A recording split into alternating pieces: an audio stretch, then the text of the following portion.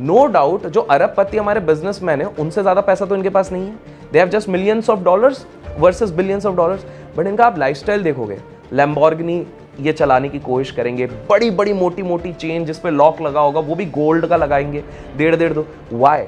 Because ये cultural shift वहां पर होने लग गया when they started joining the club. Swami Vivekananda ji was also a part of freemason club. यही डिफरेंस रहता है जो एक मतलब ये थोड़ा सा कंट्रोवर्शियल स्टेटमेंट हो जाएगा कहने में कि गरीबी वाला माइंडसेट और अमीरी वाला माइंडसेट, लेकिन मैं ये चीज़ यहाँ पे ऐड करना चाहता हूँ यूथ के लिए कि ये जो विक्टिमहुड है ना उससे थोड़ा सा यूथ बाहर आए। तो भाई साहब आप वो देखो कि वो अपने पैसे का अगेन से 1% यूज कर रहे हैं। एंड स्मार्ट मूव देखिए, हम लोग जब शादी कर रहे हैं, कोई भी शादी करता है, आपने देखा होगा लड़का ऑफिस से लीव लेगा 30 दिन की, क्योंकि भाई हनीमून जाना है, घर का प्रिपेयर, एटलीस्ट 10-15 दिन की तो लेता ही है। सैलरी का कट लेता है वो पे, उसके पास कोई और दूसरा इनकम सोर्स नहीं है। 15 दिन उसका माइंड इधर फोकस रहेगा, उसके बाद 15 दिन एडजस्टमेंट में भी जाएगा, बिकॉज न्यूली वेड वाइफ को लाएगा, शॉपिंग कराना है, ये सारी चीज कराना है, तो काम उसका इफेक्ट हो रहा है। 1 महीने का पूरा गया, कहीं ना कहीं फाइनेंशियली लॉस मेकिंग थिंग है एटलीस्ट 1 महीने के। आज के टाइम पे शादियों का सबसे बड़ा जुमला है एक कंसेप्ट कॉल्ड बीपीएल। ये भी चल रहा है कि आज आप पे करो, बाय कर लो सारी चीजें एंड पे लेटर, शादी का मंडप सारा खर्चा आज कर लो, ईएमआई पे चढ़ा रहे। जो सलमान खान के आपने नाम लिया तो उनकी एक मूवी आने वाली थी, ये आप भी मत बताओ, मैं भी, आप शायद नहीं बता पाओगे, मैं भी अभी नहीं बोल रहा हूँ, ये लोगों को कमेंट पे बताने दीजिए कौन सी मूवी थी। वो मूवी पूरी फंडेड थी, कुछ भी पैसा प्रोड्यूसर नहीं लगा, सारा डी जनाब ने लगाया था सारा। हाँ। और उनके ब्रदर की धमकी इनको आने लग गई। हेलो दोस्तों, कैसे हैं आप? स्वागत है आपका मेरे एक और पॉडकास्ट में। जब मैं पॉडकास्ट करता हूं, देखो पॉडकास्ट बहुत तरह के आप देखते होंगे इंटरनेट पे, हर तरह की चीज़ अवेलेबल है, लेकिन जब मैं पॉडकास्ट करता हूं तो कोशिश करता हूं कि ऐसे गेस्ट को मैं इनवाइट करूं जो या तो यूथ को ये बता सके कि आप पैसा कैसे बना सकते हैं, कम इन्वेस्टमेंट से, ज़्यादा इन्वेस्टमेंट से, अलग अलग तरह के बिजनेसेस से। आज हमारे साथ जो गेस्ट है बहुत ही स्पेशल है, अभिषेक भाई हमारे साथ हैं। वेलकम अभिषेक भाई। Thank you so much for inviting me over here. My pleasure. इनको शायद किसी इंट्रोडक्शन की ज़रूरत नहीं है। मेरा अंदाज़ा ये है कि जितने भी लोग इस पॉडकास्ट को देख रहे हैं ना, वो शायद अभिषेक भाई को रील्स में, पॉडकास्ट में ऑलरेडी देख चुके होंगे। One of the most popular faces on internet today. Abhishek भाई, सबसे पहला जो क्वेश्चन आपसे पूछना चाहूँगा, सीधे मुद्दे पे सबसे पहला जो क्वेश्चन आपसे पूछना चाहूँगा, रिच वर्सेस पुअर, ये डिबेट इंटरनेट पे हम हर जगह देखते हैं। मैंने इंटरनेट पे देखा है कि एक रिच क्लब अलग से बन गया है, सीक्रेट रिच क्लब, जिसमें पुअर लोगों की एंट्री ही नहीं है। पहले हम ऐसा बॉलीवुड में देखते थे, अच्छा एक जनरल थीम भी बन गया है। इस पे आप क्या कहना चाहेंगे? तो देखिए, हिस्ट्री के पन्नों से आज तक अगर आप देखेंगे तो ये क्लब्स हमेशा से एग्जिस्टेंस में थे। वैसे तो ये क्लब्स बहुत ज़्यादा हैं, एलीट हैं, बट प्रोमिनेंट अगर मैं कहूँ तो 2 से 3 काफ़ी प्रोमिनेंट क्लब्स होते हैं। एंड मैं कुछ इंटरेस्टिंग नाम भी आपको बताऊंगा जो आप जाके अगर कोई अपनी रिसर्च करते हैं तो उन्हें पता चलेगा कि भाई कितनी शॉकिंग चीज़ है। तो जैसे अगर मैं 1830s के आसपास चले जाता हूँ तो 1830 में एक रिच लोगों का क्लब बना था जिसको कहते थे skull and bones. Skull and bones. अब यहाँ पर बहुत बढ़िया थ्योरी होती थी। क्या होता था कि उस समय पे जो टॉप एलीट यूनिवर्सिटीज़ होती थी, जैसे हार्वर्ड, स्टैनफोर्ड, जो भी है सबसे एलीट होती थी, तो वहाँ पर क्या होता था कि जो ऑलरेडी इस क्लब के मेंबर है जिनने चालू किया रहता था, वो इस तलाश में रहते थे कि सबसे brightest of the brightest students कौन हो सकते हैं यूनिवर्सिटी के।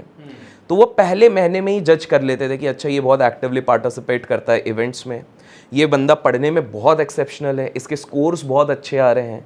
तो वो कहीं ना कहीं अपने कुछ मापदंडों के हिसाब से निकाल लेते थे कि आगे चल के कुछ ना कुछ बड़ा करेगा। और 1800s में कुछ बड़ा करना बेसिकली एडमिनिस्ट्रेशन में ही होता था। Will go into politics, will go into business, इस तरह से चलता था। बिजनेस से भी ज़्यादा पॉलिटिक्स का चलता था। तो वहाँ पर एक प्रथा चलती थी, उसको कहते थे टैप प्रथा। टैप करना बोलते हैं ना, टैपिंग प्रथा। तो उसमें क्या होता था कि हर जगह पूरे यूनिवर्सिटीज़ में, जो यूएस की टॉप यूनिवर्सिटीज़ होती थी, वहाँ पर ये बात चलती रहती थी कि भाई कोई तो क्लब है, लेकिन किसी को पता नहीं रहता था, कानो कान। लेकिन सबको एक सिग्नल पता था कि कभी अगर कोई बुजुर्ग व्यक्ति आपका जब सेशन क्लास चल रहा होगा, उस समय पर आपके अगर इधर 3 बार टैप करता है, that means you are selected to be a part of that club. इस तरह से सीक्रेट रखा गया था उस चीज को। Okay. So skull and bones की शुरुआत ऐसी होती थी। आपको अगर कुछ नाम बताऊं, पूरी बुश फैमिली जो है, जॉर्ज बुश, W.D. बुश, पूरी फैमिली इसका पार्ट रह चुकी है।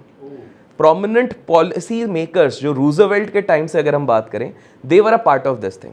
अब यहाँ पर बीच में विवाद होने लग गए थे, ये बाहर कैसे आया? बाहर ऐसा आया था कि जब ये सारी चीज़ें चलने लग गई थी तो क्लब का एक मेंबर था जो थोड़ा फेमिनिज्म को सपोर्ट करता था, और ये क्लब बिकॉज इतना पुराना था, ये फीमेल्स को एक्सेप्ट नहीं करते थे। Oh my God. Yes, only mail, because male dominated society उस समय से थोड़ी बहुत चल रही थी। तो व्हाट हैपेंड इज कि एक व्यक्ति ने जब शादी करी तो he couldn't sustain that secret with himself, तो उसने अपनी वाइफ को बताया। वाइफ बोली यार, उसकी वाइफ भी काफ़ी प्रोमिनेंट थी, शी वॉज एन एक्ट्रेस। बोले यार ऐसे कैसे, हमारी एंट्री नहीं है, we also want to be a part of this thing. तो उन्होंने जाके बात करी और वहां से धीरे धीरे फिर उन्होंने मीडिया पे थोड़ी सी उछालनी शुरू कर दी, मैगजीन्स और ये पे। That is when people got to know that this club exist. वैसे ही एक और क्लब आया, तो ये हो गया ज़्यादातर पॉलिटिशियंस वालों का क्लब बना। अब क्या हो गया कि धीरे धीरे जब हम 1800s के एंड की तरफ आने लग गए, 1900s के आसपास आने लग गए, तो जो आर्टिसंस थे, जो आर्टिस्ट लोग रहते हैं अलग अलग तरीके के, अगर आपने देखा होगा कि वहाँ पे स्ट्रीट पे काफ़ी जो सबसे ज़्यादा हिप हॉपर्स और रैपर्स बने वो स्ट्रीट से निकल के आए थे। वो they have seen a lot of criminal activities, drugs, mafia, काफ़ी सारी चीज़ें देखी हुई हैं। अब इन लोगों को ये था कि अब इनके पास पैसे आने लग गए थे। अच्छा, आप एक चीज़ नोटिस करना, हमारे देश में भी एक बहुत बड़ा कल्चर है, जितने भी रैपर्स रहते हैं, जितने भी हिप हॉप आर्टिस्ट रहते हैं, नो डाउट जो अरबपति हमारे बिजनेसमैन हैं उनसे ज़्यादा पैसा तो इनके पास नहीं है। They have just millions of dollars versus billions of dollars. But इनका आप लाइफस्टाइल देखोगे, लैम्बोर्गिनी ये चलाने की कोशिश करेंगे, बड़ी बड़ी मोटी मोटी चेन जिस पे लॉक लगा होगा वो भी गोल्ड का लगाएंगे, 1.5-2। वाई? बिकॉज ये कल्चरल शिफ्ट वहां पर होने लग गया when they started joining the club. उन्होंने कहा कि सिंगर्स को वो तवज्जो नहीं दिया जाता, उनको सोचते हैं यार ये तो गायक ही है। I am talking about a few 100 years back. तो इनको चाहिए था हमको ये भी दिखाना कि बॉस हम पैसा भी कमा रहे हैं, हम अय्याश भी, हम ऐश भी कर रहे हैं, हम सब कर रहे हैं। And the best way to come in to the main stream was कि हम ड्रग एडिक्ट वाला वर्जन ले लें, लैविश लाइफस्टाइल वाला लेने लग जाए। तो there came another club called free mason club. But free mason club was not only restricted to rappers and all those things. इसकी शुरुआत हुई थी आर्टिस्ट, पेंटर्स, और ये भी काफ़ी 500-600 साल से चल रहा था। अब आपको ऑडियंस को एक शॉकिंग बात बताता हूँ। अब कुछ जिसको विश्वास नहीं हो जाके थोड़ा रिसर्च करना, मे बी कुछ बुक्स पढ़ना, कुछ गूगल करना। Swami Vivekananda ji was also a part of free mason club. आप बहुत बड़ी स्टेटमेंट बोल रहे हैं। आप जाके चेक कीजिए। हमें एडिट करना पड़ेगा? नहीं करना पड़ेगा, आप जाके ये चेक कीजिए एंड आप जाके चेक करेंगे। And this is not wrong, they are not doing anything wrong out there. Okay, it was just a club जो आर्टिसंस को प्रमोट कर रहा है। अब देखिए, एक आर्टिस्ट रहेगा, वो पूरी दुनिया को एंटरटेन कर रहा है। कोई आर्ट से कर रहा है, कोई इससे कर रहा है, उसको ये भी तो चाहिए कि भाई एक समय पे मैं भी करूं। अब हाइपोथेटिकल सोचिए, दिलजीत जी होते हैं या जस्टिन बीबर होता है, इनके कॉन्सर्ट्स होते हैं, सब लोग देखने जाएंगे, तो इनको सबको मजा आएगा। 50,000 की टिकट ले रहे, उनकी भी तो इच्छाएं होती होंगी, उनकी भी इच्छा होंगी कि भाई हम भी किसी को ऑब्जर्व करें, हम भी कहीं पर बैठे अपनी फैमिली के साथ और किसी को देखें। लेकिन ये तो टॉप आर्टिस्ट हैं। तो ये क्लब का काम कुछ गलत काम करने के लिए नहीं था। दिस इज लाइक कि ये भाई हमारी किटी पार्टी चल रही है, लाइक माइंडेड लोग हैं। अब इंटरेस्टिंग चीज मैं आपको बताता हूं कि फ्री मेसन जैसा क्लब एक बोहेमियन क्लब भी था। ये 3 सबसे प्रोमिनेंट क्लब्स रहे रिच लोगों के। तो इन क्लब्स के जो रक्षक रहते थे, जो बोहेमियन क्लब होता था वो एक फॉरेस्ट के अंदर होता है आज भी वहाँ पर एक्टिविटी। आपने कभी कुछ हॉलीवुड मूवीज में देखा होगा कि फॉरेस्ट के बीच में अचानक से या कोई अलग से आइलैंड में काफ़ी बड़े बड़े लोग मिल रहे हैं। सो वो they have taken references from these kind of clubs. अब आपको एक इंटरेस्टिंग बताता हूँ, यूएस में जब भी कोई प्रेसिडेंट अपना भाषण देने वाला रहता है फॉर द इलेक्शंस, उससे पहले बहुत सारे ये सारे प्रेसिडेंट्स बोहेमियन क्लब के सामने ये दे चुके रहते हैं। They are actually checking the vibes कि अगर हम इस तरह का भाषण दें, बिकॉज यूएस का आपको पता है इलेक्शन का थोड़ा सिस्टम अलग रहता है, डिबेट होता है, सारी चीजें होती हैं, तो यहाँ पर वो लोग चेक कर लेते हैं। प्लस जिसको उम्मीद सबसे ज्यादा होती है कि ये बंदा आने वाला है, and that is a person who is a part of Bohemian club, वो अपने सारे पॉलिसीज एजेंडाज वहां पर पहले से बता चुके रहते हैं। तो दुनिया को लगता है कि हमारे सामने पहली बार ये टीवी पे हो रहा है, बट ये सारे उस क्लब में हो चुका है। बोहेमियन क्लब के साथ भी सेम प्रॉब्लम था कि वहां पर लेडीज अलाउड नहीं थे, लेकिन अब हर तीनों क्लब में ये चीजें अलाउड है। तो रिच लोगों का क्या रहता है कि this rich people they want to stay ahead of the people, that is number 1। तो ये लोग लाइक माइंडेड, वो कहते हैं ना कि you are an average of 5 people with whom you hang around with. तो जैसे 5 लोगों के साथ जिनके साथ आप उठना बैठना कर रहे हो, अगर वो पॉजिटिव है आप पॉजिटिव बनोगे, अगर वो क्रिब करने वाले नेगेटिव है आप नेगेटिव बनोगे, अगर वो सिर्फ गरीबी की बात कर रहे हैं आप भी गरीब ही रहोगे। तभी आप देखोगे जो बंदा सक्सेसफुल होते जाता है उसका सर्कल बदलता जाता है। अक्सर वो लोग स्टेटमेंट देते हैं, जो भी बंदा महारत हासिल कर रहा है, ऊपर जा रहा है ना, वो बोलता है यार पुराने गिनती के 1-2 दोस्त बचे, मेरा तो सर्कल ही बदल गया। And this is the harsh reality, if you have to go up, सबका माइंडसेट मैच नहीं होता, वो वेवलेंथ मैच नहीं होता। तो ये जो क्लब्स होती है रिच लोगों की, ये उस तरह का एम्बियंस देती है। आगे क्या क्या नई चीजें करने वाले हैं, आज हम एआई की बात कर रहे हैं, ये लोग 12-15 साल पहले एआई और ये सारी चीजों के बारे में बात कर चुके हैं, तो दे हैव एन एडवांटेज कि इसके आगे जा सके। इनको वो सारे रिच मैन प्रॉब्लम पता है कि अच्छा भाई इस कंट्री में टैक्स हेवन्स अच्छे हैं, यहाँ पे टैक्सेशन बहुत ज्यादा है, तो पैसा किस तरह से रूट किया जाए। तो this is why these rich clubs actually exist. और ये rich clubs, just a last short line, ये रिच क्लब्स इसलिए बने हुए थे बिकॉज 13 ब्लड लाइन्स करके फैमिलीज थी। जैसे हम बात करते हैं, मैंने उसके बारे में बहुत बात की है तो आज इतनी नहीं करेंगे, जैसे रॉथस्चाइल्ड्स हो गए, then you have Bundy family करके है, ये सारे वो फैमिलीज थी, 13 फैमिलीज आज भी एग्जिस्ट करती हैं, जो कि सारे बड़े बड़े इंडस्ट्रीज को कंट्रोल करती हैं आज के समय पे भी, by not being in the Forbes cover also, without being in those things. In fact fact आपको बताता हूँ, one of the oldest members of Rothschild who is alive right now, वो एक अभी आलिशान मैरिज जो चल रही है 5,000 करोड़ की, उसमें भी आए थे और उनकी फोटो खुद नहीं क्लिक करा रहे थे, लेकिन किसी सेलिब्रिटी, अब 4,000 सेलिब्रिटी होंगे, कोई ना कोई तो कैच कर लेगा, उन्होंने जाने अनजाने में सेल्फी करते वक्त खींच ली और वो आ गए उस फोटो में। तो द पॉइंट इज, रिच लोगों का अलग क्लब रहता है, इनकी सोच बहुत अलग रहती है, they are not bothered about what normal people are talking about, उससे उनको कोई मतलब नहीं है। पैसे कमाना उनका एक फोकस है, बिकॉज दे नो पैसे से आएगा उनके पास पावर, एंड पैसा and power is what will dominate the entire world. वो इस चीज पे वर्क कर रहे हैं, तो इस तरह से इनके सारे क्लब्स होते हैं। And I am again saying, ये कुछ गलत नहीं करते, हाँ देयर आर गलत क्लब्स आल्सो, बट वो अगर ऑडियंस का अच्छा रिस्पॉन्स आया तो हम नेक्स्ट पार्ट कभी करेंगे, तो वो गलत वाले। वंडरफुल। अभिषेक भाई, आपने अंबानी जी की जो मैरिज चल रही है, लेविश मैरिज चल रही है, उसकी बात की है, तो उस पर एक छोटी सी चीज़ मैं भी ऐड करना चाह रहा हूँ। देखो, अभी उस मैरिज को लेके ना हमारे सोसाइटी में बहुत ज़्यादा नेगेटिविटी चल रही है। लोग कह रहे हैं 5,000 करोड़ खर्च किया है, गरीबों में बांट देते, कोई खाना खा लेता, ये कर लेता, वो कर लेता। लोगों को ये समझ में नहीं आ रहा है कि जो ये 5,000 करोड़ खर्च हुए हैं ना, ये गरीबों के पास ही आ रहे हैं। जो वहाँ पे फूल लगाए जा रहे हैं वो भी कोई गरीब ही लगा रहा है, जो वहाँ पे बैंड बाजा लेके आया है, घोड़ी लेके आया है, वहाँ पे जो डेकोरेशन करने वाला है, तो ये पैसा मार्केट में ही आ रहा है।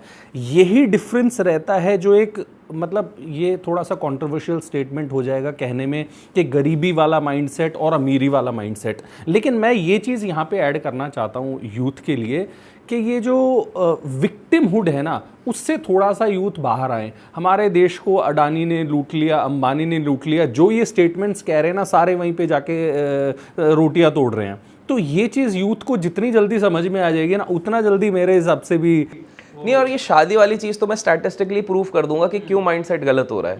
देखिए, मजाक मस्ती तक ठीक है, मैं खुद मजे लेता हूँ, लेकिन रियलिस्टिक पॉइंट बताते हैं। चलिए, आप दिल्ली का एग्जांपल ले लेते हैं, जहाँ पर अभी हम बैठे हुए हैं। दिल्ली में आज एक मिडिल क्लास व्यक्ति शादी अगर करने जाता है, पहले उसकी जॉब लग जाती है, मान लीजिए 22 तक लगे, हम बोलते हैं एक्सेप्शनल, IIT IIM का पास आउट निकला, गुड पैकेज के साथ निकला हुआ है, बट कहीं ना कहीं स्टार्टिंग ऑफ द 2-3 ईयर्स इतनी ज़्यादा सेविंग तो होनी नहीं है, because places like Delhi, Mumbai, Pune, Bangalore, lifestyle inflation काफ़ी ज़्यादा है, महंगाई है।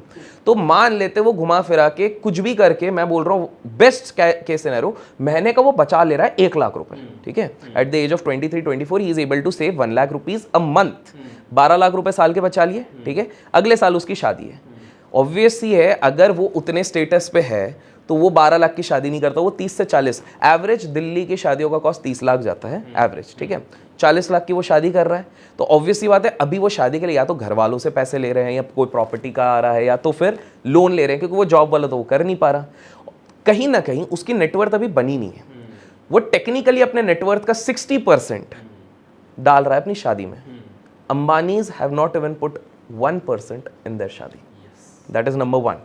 सेकेंड चीज, आपने बिल्कुल सही कहा कि ये पैसा उन गरीबों को इस पे जा रहा है। अब हो सकता है कुछ लोग ना इसमें बोले, लेकिन जस्टिन बीबर कौन सा गरीब था, कर सकते हैं, उसको 83 करोड़ क्यों दिए गए, रिहाना कौन सी गरीब थी। तो भाई साहब, आप वो देखो कि वो अपने पैसे का अगेन से 1% यूज कर रहे हैं।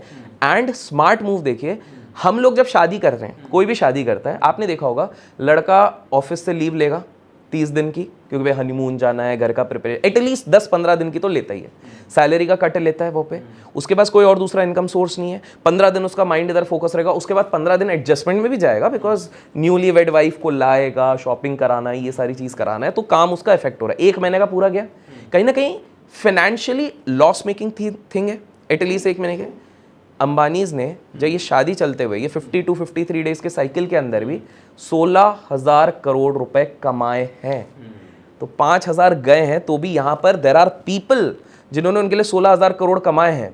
आप ये सोच रहे हो कि यार टैरिफ बढ़ा दिया, that is a business decision. Tariff तो बढ़ना ही है and being a market leader उनको देख के अगले दिन ही मेरे वाले ने भी बढ़ा दिया। तो पॉइंट ये है कि दीज आर, हम लोग जब जा रहे हैं हम लोग सिर्फ ये देख रहे हैं जो अरे भाई ये शादी में, and that is their moment. वो उनका पैसा है, उन्होंने कमाया है, चोरी का नहीं है, उनको जैसे यूज करना है। तो बिल्कुल आपने सही कहा कि ये ज्यादातर ना आज की यूथ में हो गया। इंटरनेट सबसे बड़ी प्रॉब्लम है अभिषेक भाई। मैं एक सर्वे पढ़ रहा था शादियों के खर्चे पे, और उस सर्वे में ये बताया था कि इंडियन यूथ जो है जो लोन्स ले रहे हैं उसमें से एक बहुत बड़ा पोर्शन है जो अपनी शादियों को लेविश बनाने के लिए लोन ले रहे हैं। और करीब 19-20% का एक नंबर था कि 19-20% जो लोन यूथ ले रहे हैं उनमें से 19-20% यूथ ऐसे हैं जो 3-4 दिन 5 दिन के हॉलीडेज के लिए लोन ले रहे हैं। आप 3-4 दिन 5 दिन घूमने के लिए लोन ले रहे हो, 4 साल की किस्तें आप बांध रहे हो। एग्जैक्टली ऐसा आप अपने साथ कर रहे हो, जो पैसा कमा के खर्च कर रहे हैं अपने पैसे को, उनको आप क्रिटिसाइज कर रहे हो। दिस इज आज के टाइम पे शादियों का सबसे बड़ा जुमला है एक कंसेप्ट कॉल बीपीएल। ये भी चल रहा है कि आज आप पे करो, बाय कर लो सारी चीजें एंड पे लेटर। शादी का मंडप सारा खर्चा आज कर लो, ईएमआई पे चढ़ा रहे हैं। एंड यू नो इसका एक बहुत बड़ा एक रिलेशन है। आज के टाइम पे आपने देखा होगा youth over the last 6-7 years काफी बात करता है फ्रस्ट्रेशन और डिप्रेशन का। This is also one of the reasons. अब आप सोचो, ये तो हमने बेस्ट केस सिनेरियो देखा जिसमें सिर्फ 1% लोग आते हैं सैलरी स्लैब में स्टार्टिंग से, ठीक है। Maximum would start around 20 to 50,000। This is the hardcore reality. 15-18 बिल्कुल। मैं अभिषेक भाई थोड़ा पॉजिटिव कि चलो 20 से 50,000 और आपको पता है दिल्ली में रेंट ही एक जगह पे 25-30 हजार चले जाएगा, सिंपल सा, ठीक है। तो अब आप सोचो वो 20 से 50,000 वाला बंदा लोन ले लेता है 20 लाख की शादी पे। शादी में जब नई बिहार के लड़की आएगी तो उसके एक्सपेक्टेशंस होंगे, मेरे को शॉपिंग कराओ, ये कराओ, उसके लिए क्रेडिट कार्ड स्वाइप हो रहा है। जॉब ये कर रहा है, चलो लड़की भी कर रही है, ईएमआई सारे इसको भरने, सैलरी नहीं बच रही है, अरे यार दुनिया कितनी खराब है। उस पर से सोशल मीडिया पे और नेगेटिविटी देख ली, पॉलिटिशियंस को गाली दे रहे, इसको गाली दे रहे, फ्रस्ट्रेशन बढ़ता जा रहा है। फिर अचानक से एक कोविड जैसा सिनेरियो आ जाएगा जिसमें प्राइवेट जॉब्स भी चले जाएंगी, ईएमआईज आपकी 80,000 की, जॉब आपकी बची नहीं है। क्या करोगे? फ्रस्ट्रेशन आएगा, डिप्रेशन आएगा। आई टेल यू 99% आज लोग सफर कर रहे हैं, जो भी मेंटल इश्यूज हैं, it is because of mismanagement of finances, nothing else. Finance, कुछ लोग बोलेंगे पैसे से क्या होता है भाई, हमको तो दान करना है। अरे दान करने के लिए भी आपको पैसा चाहिए, आप ये चीज नहीं समझ रहे हो। आज अजीम प्रेम जी 15,000 करोड़ इसलिए डाल पा रहे हैं कि उनके पास 50,000 करोड़ है। तो पॉइंट इज, कहना बहुत आसान है, पैसे की क्या जरूरत है। आई am not saying you should only run behind money, but you need more than adequate money, तभी जाके आपको वो मेंटल फ्रीडम मिलेगा। अगर वो नहीं है तो आप फ्रस्ट्रेट होगे और उसके बाद दुनिया भर की लाइफस्टाइल डिजीजेस, दुनिया भर की सारी चीज़ें। तो एवरीथिंग इज इंटरलिंक्ड। तो यूथ को ये समझना पड़ेगा कि आपको ना आपके इनकम सोर्सेज बढ़ाने पड़ेंगे, काफ़ी चीज़ें इस पर वर्क करना पड़ेगा। True, wonderful. तो भाई मेरे छोटे भाइयों जो भी इस पॉडकास्ट को देख रहे हो, जो समरी अभी जो अभिषेक भाई ने बोला है उसकी समरी यही है। देखो, इंटरनेट एक बहुत अच्छी चीज़ है, लेकिन उसको कैसे यूज़ करना है ना, वो अपने ऊपर डिपेंडेंट है। उसको मिसयूज़ ना करो, उससे बहुत ज़्यादा एक्साइटेड होके, हर चीज़ से इंस्पायर होके, और ऐसा ना हो कि सारे पैसे को ही खर्च कर दो। अभिषेक भाई, ये टॉपिक बहुत मस्त था। एक माफिया का आज कॉन्सेप्ट चल रहा है, हर चीज़ में माफिया हो गया है। पार्किंग में माफिया हो गया है, बॉलीवुड में तो हमेशा से ही था, बाहर के लोग आके काम नहीं कर सकते हैं। कैसे ख़त्म हो सकता है? अभी क्या इसका देख, ख़त्म तो नहीं हो सकता, बट माफिया हर सेक्टर में है। टू स्टार्ट ऑफ विथ, मैं शुरू करता हूँ मुंबई के रियल एस्टेट माफिया से। आप देखोगे मुंबई के प्राइसेस तो अलग ही लेवल पे चल रहे हैं। 1 लाख पर स्क्वायर फीट के वो जा रहे हैं, ज़मीनें जा रहे हैं। अगर आप कुछ एरियाज़ में चले जाओ टूवर्ड साउथ बॉम्बे तो अलग ही रेट चल रहा है। लेकिन आप कभी जाके देखोगे तो ऐसा कुछ नहीं है। इनफैक्ट आपको सबसे इंटरेस्टिंग चीज़ बताता हूँ, वहाँ पे जो सबसे फेमस जुहू बीच है, जुहू बीच के जस्ट इधर सामने सी फेसिंग जो घर है, वो 300 करोड़ का फ्लैट है। 300 करोड़ का फ्लैट है। वो बंदे ने 300 करोड़ दिए हैं ताकि रात के 4 बजे तक पी पा आवाज सुनते रहे। पानी की तो आवाज आती नहीं है, और इस डर पे क्योंकि मुंबई की बारिश आपको भी पता है किसी ना किसी दिन उधर फ्लड आनी है। तो अनरियलिस्टिक वे में ये दाम क्यों बढ़े? Because there is a real estate mafia sitting over there, white collar people. ये इंश्योर करते हैं कि रियल एस्टेट के दाम इधर गिरे ही ना, और ये आर्टिफिशियल डिमांड क्रिएट करेंगे। 3 फ्लैट है, कोई नहीं बिका है, लेकिन दिखा देंगे 2 बिक गया भाई, आखिरी बचा हुआ है, चलो 10% डिस्काउंट कर देंगे, 1 लाख स्क्वायर फीट के हिसाब से कर रहे हैं, अब तुमको 10% डिस्काउंट। सामने वाला 10% भी मिल रहा है, बहुत बड़ी चीज़ है, ले लेते हैं वहाँ पे। आप आज के समय पे, दिस माइट बी कॉन्ट्रोवर्शियल, अगर कोई रियल एस्टेट वाला देख रहा है तो वो शायद इस चीज़ पे एग्री करेगा अगर वो सच्चा है। आज के टाइम पे अगर आप मुंबई के other than elite class societies को छोड़ दो, बिकॉज वो एक प्रीमियम अलग चले जाता है, उसके अलावा आप कहीं पर भी मुंबई में एज एन इन्वेस्टमेंट अगर फ्लैट खरीद रहे हो, वो घाटे का सौदा है। अगर आप रहने के लिए ले रहे हो, दैट्स अ डिफरेंट थिंग। वो आप 1 करोड़ के घर पे रहो, 2 करोड़ में, वैसे मुंबई का आजकल तो गुड़गांव दिल्ली में भी वही सेम चीज़ हो गई है, बट मुंबई में अनरियलिस्टिक चल रहा है। अच्छा, ये माफिया वाला जो कंसेप्ट है ना, माफियाज तो अलग अलग तरीके के होते हैं। जैसे हमारे वर्ल्ड का जो क्लासिक माफिया स्टेट बताता हूँ, एक बंदा था जो दिन के 300 करोड़ कमाता था, दिन के 300 करोड़ बोल रहा हूँ मैं, ठीक है। वो बंदा ऐसा था कि उसको एरोप्लेन से अपना जो चीज़ सप्लाई करनी रहती थी वो भेजता था, तो वो पायलट को हर फ्लाइट के लिए 4.5 करोड़ रुपए देता था एक एक दिन के, कि भाई तुम 4.5 करोड़ लो और मेरा माल पहुँचाओ। वो बंदा ऐसा था कि एक बार अपनी बेटी को लेके जंगल में गया था और बहुत ठंड थी। अब बेटी बोली पापा बहुत ठंड लग रही, क्या करें, और वो पुलिस से भाग रहा था उस समय पे, थोड़ी पुलिस पीछे पड़ गई थी, तो बाहर कहीं जा नहीं सकते थे, बट उसके पास नोटों की गड्डियाँ हमेशा रहती थी। तो उस बंदे ने अपनी बेटी को, ताकि गर्म रह सके उस समय पे माहौल पे, $6 मिलियन को आग लगाई थी, कैश को। और मैं बात कर रहा हूँ पाब्लो एस्कोबार की। ये बंदा, इसको बेसिकली कहा जाता है कि इसने कोलंबिया को death capital of the world बना दिया था अराउंड 92-93 के आसपास में। कहीं पर भी गोलीबारी चल रही, जो हम वाइल्ड वेस्ट बोलते हैं ना, वो कंसेप्ट ही कहीं ना कहीं यहाँ से आया था। फोर्ब्स लिस्ट में $30 बिलियन के हिसाब से इसकी नेटवर्थ एक बार आ चुकी थी। तो ये बंदे ने माफिया को काफी ग्लैमराइज कर दिया था, जो हम पुरानी बॉलीवुड मूवीज में भी देखते हैं। फोर्ब्स को भी बहुत क्वेश्चन किया गया था। एग्जैक्टली कि भाई कैसे आप किसी को भी डाल रहे हो। पॉइंट था, इस बंदे के पास अंधा पैसा था, जितना मैं बता रहा हूँ। आप सोचो, मतलब जब इसकी यॉट जाती थी कि भाई इसका घर शिफ्ट हो रहा है, तो यॉट के अंदर 5-6 बोट रहेंगी, 3-4 चॉपर्स रहेंगे, ये मतलब उसके एसेट्स जा रहे हैं इधर से उधर। प्रॉब्लम इसने बस ये कर दी थी कि ये पूरे गवर्नमेंट से भिड़ गया था। पहले तो एक जर्नलिस्ट को इसने उड़ा दिया था सड़ेआम, उसके बाद एक बहुत हाई प्रोफाइल पॉलिटिशियंस को उड़ा दिया था, इलेक्शंस में भी उतर गए थे। लेकिन फिर गवर्नमेंट और सबने डिसाइड किया, ब्यूरोक्रेट्स ने, कि बॉस ये तो राजा बन चुका है, इसको कुछ भी करके हटाना पड़ेगा। तो शूट करने का फैसला लिया गया, क्योंकि वो अंधाधुंध किसी को भी मर्डर कर रहा था। वो पहले रॉबिन हुड था, लेकिन अंधाधुंध किसी को भी मर्डर कर रहा था। तो फाइनली डिसाइड किया गया कि इसको किसी तरह से उड़ाया जाए, और उसको उड़ाया गया। मतलब उसे हर तरफ से गोलीबारी करके उसके घर के इधर ही न्यू कि today is my last day, and फिर उसको उड़ाया गया, and he died at a very relatively younger age. तो वो वहाँ पे था। इंडिया की भी अगर बात करूँ तो बॉलीवुड का एक बहुत बड़ा माफिया रहा है।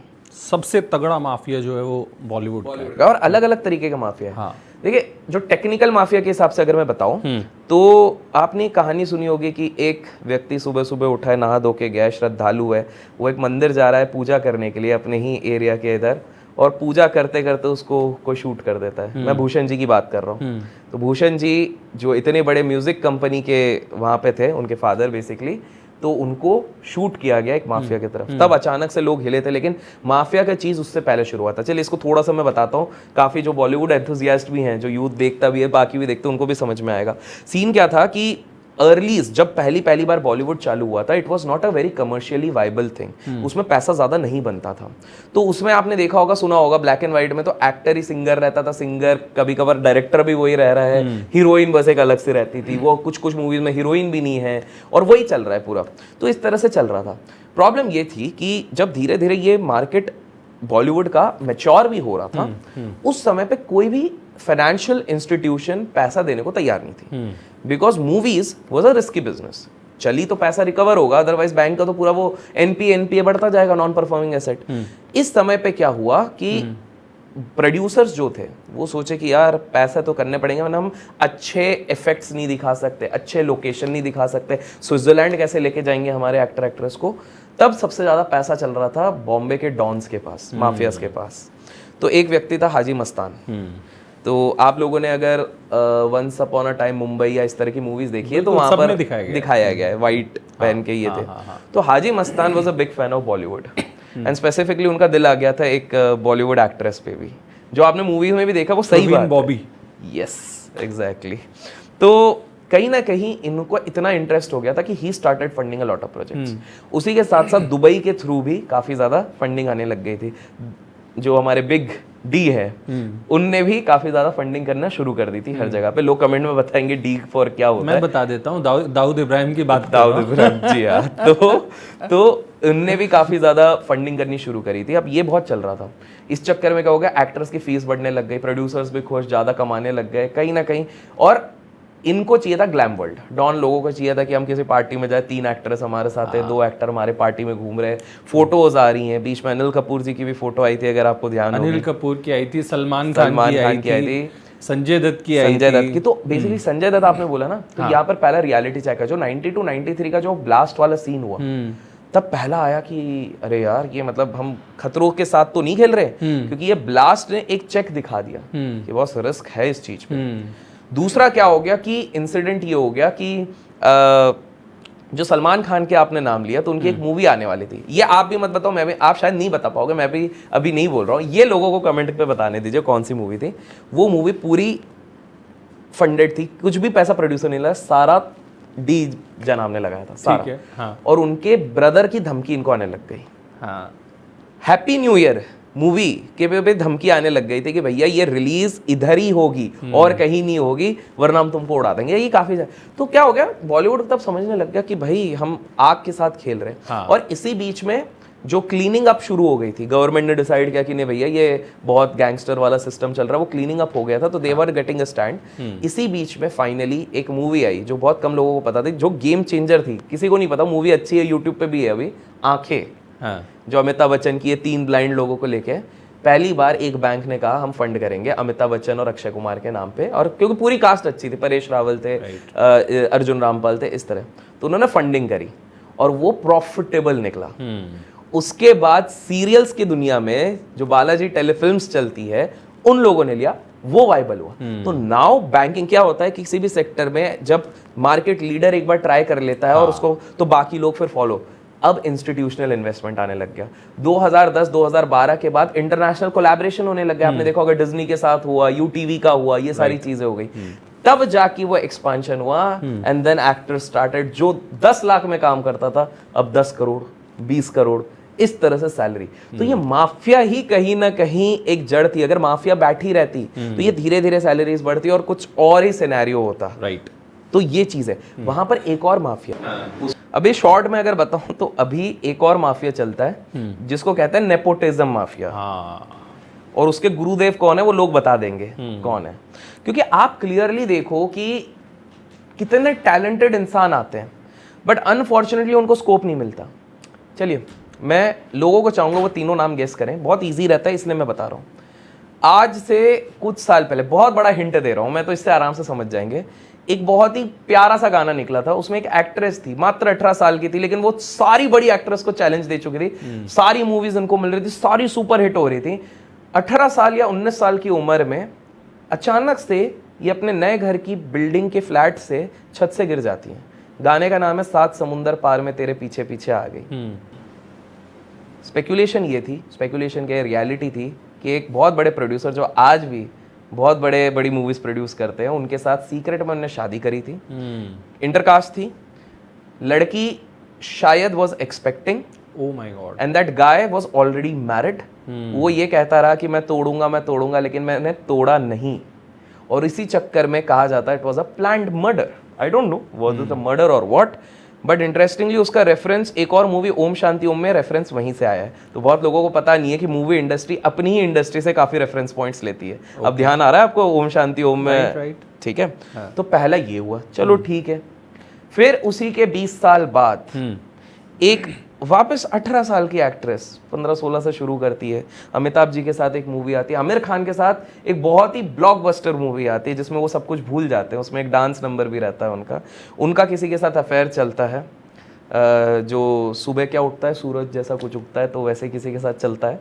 तो उनका वो अफेयर चलता है। अचानक से वो एक दिन अपने रूम पे सुसाइड करते हुए पाई जाती हैं झगड़े के बाद। Again people are saying it is a planned murder, but suicide करार दिया जाता है। और हाल फिलहाल में कोविड के समय में हम सभी को पता है एक अपकमिंग स्टार आता है, पूरी इंडस्ट्री को हिलाता है, खुद की मेहनत से ऊपर जाता है, पहले सीरियल्स में रहता है, फिर वो पूरी तरीके से ऊपर आता है, लेकिन कोई भी उसको पार्टी में सपोर्ट, आप क्लियरली एक्सप्रेशन से देख सकते हो, एक जेलसी वाली फीलिंग रहती है, जो ये नेपोटिज्म वाली रहती है। उस व्यक्ति का भी अचानक से एक दिन आता है जो खुश है इतना, सुसाइड हो गया है, और वो तो obviously a politician was involve, जिसके चक्कर में बंगाली कोई बच गए, बट द पॉइंट इज ये है। और इसी चक्कर में देयर इज वन लेडी जिनको अब गवर्नमेंट में भी स्थान मिला है, जो एक्ट्रेस भी हैं, वो बड़ी वोकल होती हैं इन सारी चीज़ों को लेके, लेकिन उनके पीछे भी कुछ ना कुछ करके पड़ जाते हैं कई कई तरह, but she is very bold, I should comment that, appreciate that, not talking about other things. तो इस तरह के ना बहुत सारे, हर इंडस्ट्री में माफिया है, आईटी में माफिया है, हर चीज़ में माफिया है। तो अगर अच्छा मीडिया में एक माफिया है, पता वो क्या माफिया है? मीडिया हाउसेस जितने लोग देखते हैं, हम जितने भी चैनल्स, मैं 99.5% बोल रहा हूँ, बोल्ड स्टेटमेंट, 99.5% मीडिया हाउसेस में ये माफिया चलता है। You know what is that mafia doing? वो माफिया सिंपल सा करता है, if you need promotion you need to sleep with the boss, this is the reality. अब बोलोगे लड़कों का कैसे? There are lady bosses also, they might be married also, of course, and this statement has been given to me by some of the most prominent media figures. So this is not what I am saying. Networking का कुछ तो फायदा होता है, your net worth is your net worth. तो कहीं ना कहीं ये नेटवर्क और नेटवर्थ वाली बात मीडिया वालों ने, और ये मैंने सिर्फ एक नहीं, लीडिंग मीडिया हाउसेस से पूछा है। मैंने बोला यार फिर टैलेंट का, बोला टैलेंट बैक सीट ले लेता है, पहले ये चीज़ होती है। बिल्कुल होता है Abhishek, and I would not disagree to this. और कॉर्पोरेट में मैं भी बहुत साल मैंने सीनियर लीडरशिप रोल्स में जॉब किया है। दिस इज़ वेरी अनफॉर्चुनेट जब मैं ये बात कह रहा हूँ, लेकिन इस तरह की चीज़ें कॉर्पोरेट्स में भी होती हैं। मी टू एक बहुत अच्छा मूवमेंट आया था, जिसके थ्रू एक जो इस तरह के प्रेडेटर्स होते हैं ना, उनके मन में ना एक डर बैठने लग गया था कि भाई अब कभी भी हमारी पोल खुल सकती है, लेकिन उसको भी ना एक मिसयूज़ कर दिया गया। बहुत सारे महिलाओं ने गलत एलिगेशंस लगाए, तो लोगों को ये लगने लग गया जैसे अपना डोरी वाला केस है, कोई भी दहेज का थाने में चली जाती है कपड़े फाड़ के कि मेरे साथ मारपीट कर दिए। तो जो एक्चुअल उसका रियलिटी था ना कि दहेज के अगेंस्ट जो स्ट्रिक्ट लॉ लाया था वो वीक हो गया है, ऐसे ही ये भी केस हो गया। द प्रॉब्लम जो मुझे इधर लगती है, again giving a bold statement, is हमारी जनता, हमारा देश, हमारे जितने भी लोग हैं वो ईजिली मैनिपुलेट हो जाते हैं। और इसका एक क्लासिक एग्जांपल देता हूँ, अगेन फ्रॉम द इंडस्ट्री। 2003 के आसपास की बात है, 2003-2006 के आसपास की बात है। श्वेता तिवारी एक्ट्रेस हैं, उनका एक पहला डिवोर्स आता है, ठीक है, हर जगह चलता है, मीडिया पूरी प्रेस करती है, क्योंकि उन्होंने ओपनली खुद ने बोला मैं डाइवोर्स फाइल कर रही हूँ, तो यार क्या बात है, विमेन पावर, ये वो ऐसा वैसा करके। फिर एक खबर आती है कि उनका उसी के 3-4 साल बाद कोई अभिनव करके कोई थे, उनके साथ शायद अफेयर चल रहा था, जो वो डिनाई कर रहे थे, लेकिन उनकी शादी हो गई 1-2 साल बाद, ठीक है, चलो अच्छी बात है, बेबी भी हुआ, शादी भी कर ली। 6 साल बाद उनके साथ भी डाइवोर्स होता है, और एलिगेशन लगता है कि मेरे साथ घर पे असॉल्ट किया जाता था, मुझे मारा पीटा जाता था। Again media cherishes the women. I am not saying ऐसा नहीं हो सकता, हुआ होगा, बट पॉइंट इज कि कोई दूसरा साइड सुनना ही नहीं चाहता, मीडिया को मसाला चाहिए। आज आप देख लो, again a controversial statement, but हमको दोनों तरफ बैलेंस करना है। तो जैसे हाल फिलहाल में आपने देखा होगा कि एक व्यक्ति, एक फेमस क्रिकेटर हैं, लोग गेस कर लेंगे, तो उनके केस में क्या हो गया कि उनके और उनके वाइफ का डाइवोर्स हुआ, अनाउंसमेंट, सारा एलिगेशन वाइफ पे लग गया। Nobody is even ready to listen to that perspective. हर नरेशन आ चुका है। पहले तो नरेशन आ गया कि एक अलेक्जेंडर करके बंदा है, तो दिशा पाटनी और टाइगर श्रॉफ का जब ब्रेकअप हुआ था तब वो बंदा इन्हीं के साथ दिखा गया था, और जब इन दोनों क्रिकेटर और इनका हुआ तब वापस वो दिखा गया, तो उसका पहले एक एंगल जोड़ दिया गया कि ये भी सर्बिया का है, तो हो सकता है। दूसरा ये क्या है, गोल्ड डिगर कि भैया देखो ये सारी चीज़ें लेके चले जाएंगे, लेकिन क्रिकेटर बड़ा स्मार्ट है, देखो मम्मी के नाम पे कर दिया। अब चलिए इस पे दूसरा पर्सपेक्टिव तो सोच के देखिए। पहली चीज़ है, ताली कभी भी एक हाथ से नहीं बजती है। There have been constant allegations in the media with proofs. Media ने ये चीज़ दी है। जब मीडिया का आप एक वर्जन समझ रहे हो तो दूसरा भी तो देख लो, जिसमें कहा गया है कि 2023 में इस क्रिकेटर के संबंध थे हुकर्स के साथ। शादी में रहने के बावजूद ये काफ़ी सारे लड़कियों के साथ डेट कर रहे थे। अब किसी और इनको रंगे हाथ पकड़ाया था इनकी ही वाइफ ने, देन वाइफ ने।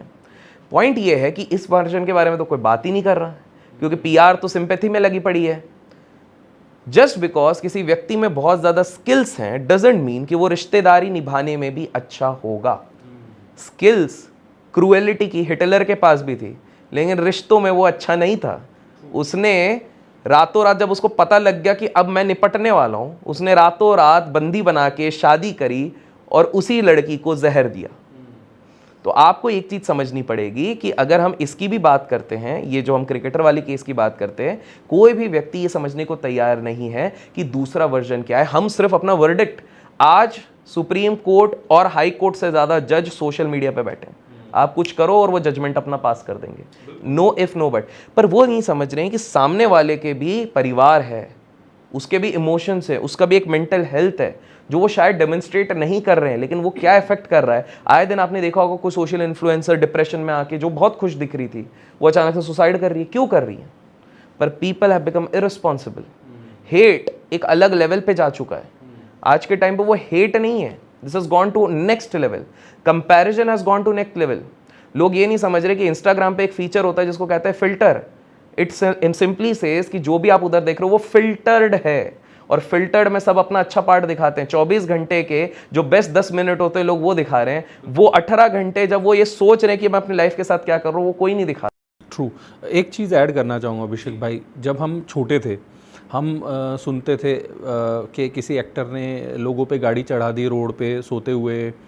हम सुनते थे कि किसी एक्टर ने डी गैंग या जो भी अंडरवर्ल्ड डॉन्स वगैरह है उनके साथ जो बॉम्ब ब्लास्ट हुए थे उनमें वो थे। तो मुझे ऐसा लगता था कि यार ये लोग गलत हैं। अगर ये पावर जो है ना, ये कैमरा जो है ना लोगों के हाथ में आ जाए ना, तो हम लोग दुनिया को चेंज कर सकते हैं। लेकिन आज जब ये कैमरा लोगों के हाथ में आ गया है ना, तो इन्फ्लुएंसर्स हम बन गए हैं, लेकिन हम दुनिया को चेंज नहीं कर रहे हैं, हम दुनिया को और ख़राब बना रहे हैं। इन्फ्लुएंसर्स जो है ना, I think it is the responsibility of influencers. आज जो इन्फ्लुएंसर्स है ना, कंट्रोवर्शियल स्टेटमेंट है फिर से अभिषेक भाई, लेकिन बहुत ही थर्ड क्लास क्वालिटी के इन्फ्लुएंसर्स हैं, बहुत थर्ड क्लास काम कर रहे हैं समाज में। आज जो जितनी गंदगी बॉलीवुड ने फैलाई थी ना, मैं कह रहा हूँ उससे 1000 गुना ज़्यादा गंदगी जो है ना, वो आज इन्फ्लुएंसर्स फैला। इसका सिंपल एग्जांपल आप देखिए, एक इन्फ्लुएंसर, कोई भी इन्फ्लुएंसर, वो जाके एक 16 साल के 17 साल के लड़के को जाके हरास करता, उठक बैठक करवा रहा है, पी कर रहा है उसके ऊपर, and there are people who are cherishing this. अरे भाई 15-16 साल का लड़का, उसके दिमाग में क्या चल रही होगी? वो छोड़िए, एक लड़की अपने दोस्त को बोलती है तू मेरा रील बना, मैं गाड़ी चला रही हूँ।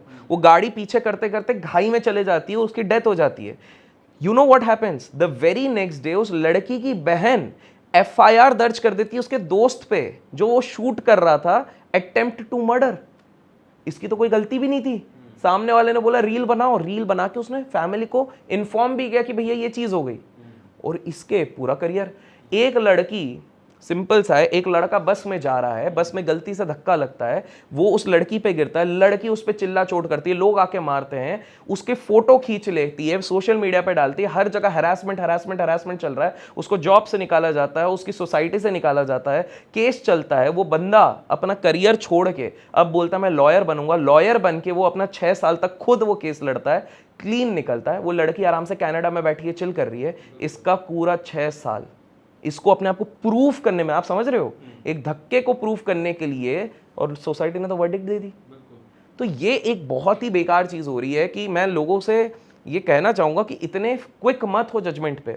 और दूसरी चीज है, ठीक है दुनिया में है नेगेटिविटी, लेकिन हर नेगेटिविटी में भी कुछ पॉजिटिविटी है, उस पॉजिटिविटी को देखो। It is all about perception. एक छोटी सी कहानी मैंने हाल फिलहाल में किसी को बताई थी, वो मैं इधर बताना चाहूंगा, बहुत छोटी सी है, इससे आपको क्लैरिटी होगी कि हम लोग सोचते कैसे हैं। एक न्यूली वेड कपल रहता है, नई शादी होती है, वो जाते हैं अपना घर शिफ्ट करते हैं। घर शिफ्ट करते हैं तो बीवी सुबह नाश्ता कर रही है, हस्बैंड नहा के आता है, लव मैरिज हुई इनकी। सामने देखते हैं तो बीवी बोलती है यार पड़ोसी हमारे अच्छे नहीं। बोले क्यों? खिड़की से देख रही है, बोले यार कितने गंदे कपड़े सुखाते हैं, इनको धोना नहीं आता। तो बोले पति कुछ बोलता नहीं है, चलो ठीक है। दूसरे दिन भी वो सेम कमेंट दे रही है, 10वें दिन भी, क्योंकि वह वैसे गंदे कपड़े दिख रहे हैं। 30वें दिन बोले इनको तो धोना ही नहीं आता, देखो कैसे इनकी बनियान में कितनी गंदगी दिख रही है, ये दिख रही है। 30 दिन तक वो ये कर रही है। 31वें दिन अचानक से बोलती है यार आपने जाके पड़ोसियों को कुछ बोला क्या? बोले क्यों, क्या हो गया? बोले यार देखो आज तो बड़े साफ लग रहे कपड़े, बिल्कुल साफ दिख रहे हैं। तो उसने बोला कि आज मैंने अपनी खिड़की साफ करी थी। पॉइंट आप समझ रहे हैं? It is all about perception. Perception, हमने हमारे सामने जो हेट्रेड और नेगेटिविटी की परत चढ़ा दी है, हमको हर चीज एक्सट्रीम ब्लैक एंड वाइट में ही लग रही है, हर चीज नेगेटिव लग रही है। जैसे आपने स्टार्टिंग में अंबानीज अडानीज की बात करी, कोई ये नहीं बात कर रहा कि कितनी इंप्लॉयमेंट अपॉर्चुनिटीज बढ़ाई। 1000 करोड़ रुपए CSR में अंबानी जी ने लगाए हैं। हॉस्पिटल्स, स्पोर्ट्स, एजुकेशन, दुनिया भर का पैसा ये। 40 दिन तक, शादी की भी बात करो, 40 दिन तक 5000 लोगों को फ्री में भंडारा। कितने लोग हम कर पाते हैं? जजमेंट तो हम बहुत जल्दी पास करते हैं, आप लोग कर सकते हो, कितने लोग कर सकते हैं? फिर वही बोलेंगे अरे नहीं, इन्होंने गलत तरीके से पैसे कमाए तो अभी पुण्य कमा रहे। भाई पहले थोड़े पैसे कमा, जो लोग कह रहे हैं कि इन्होंने गलत तरीके से पैसा कमाया है, वही लोग इनकी शादी में जाके रसगुल्ले खा रहे हैं। ऑडियंस को ना यही नहीं समझ में आ रहा। जितने भी पॉलिटिशियंस अदानी अंबानी को गाली देते थे ना, सारे इनके दरवाजे पे खड़े हुए हैं वो लिफाफे लेके। बिल्कुल बिल्कुल।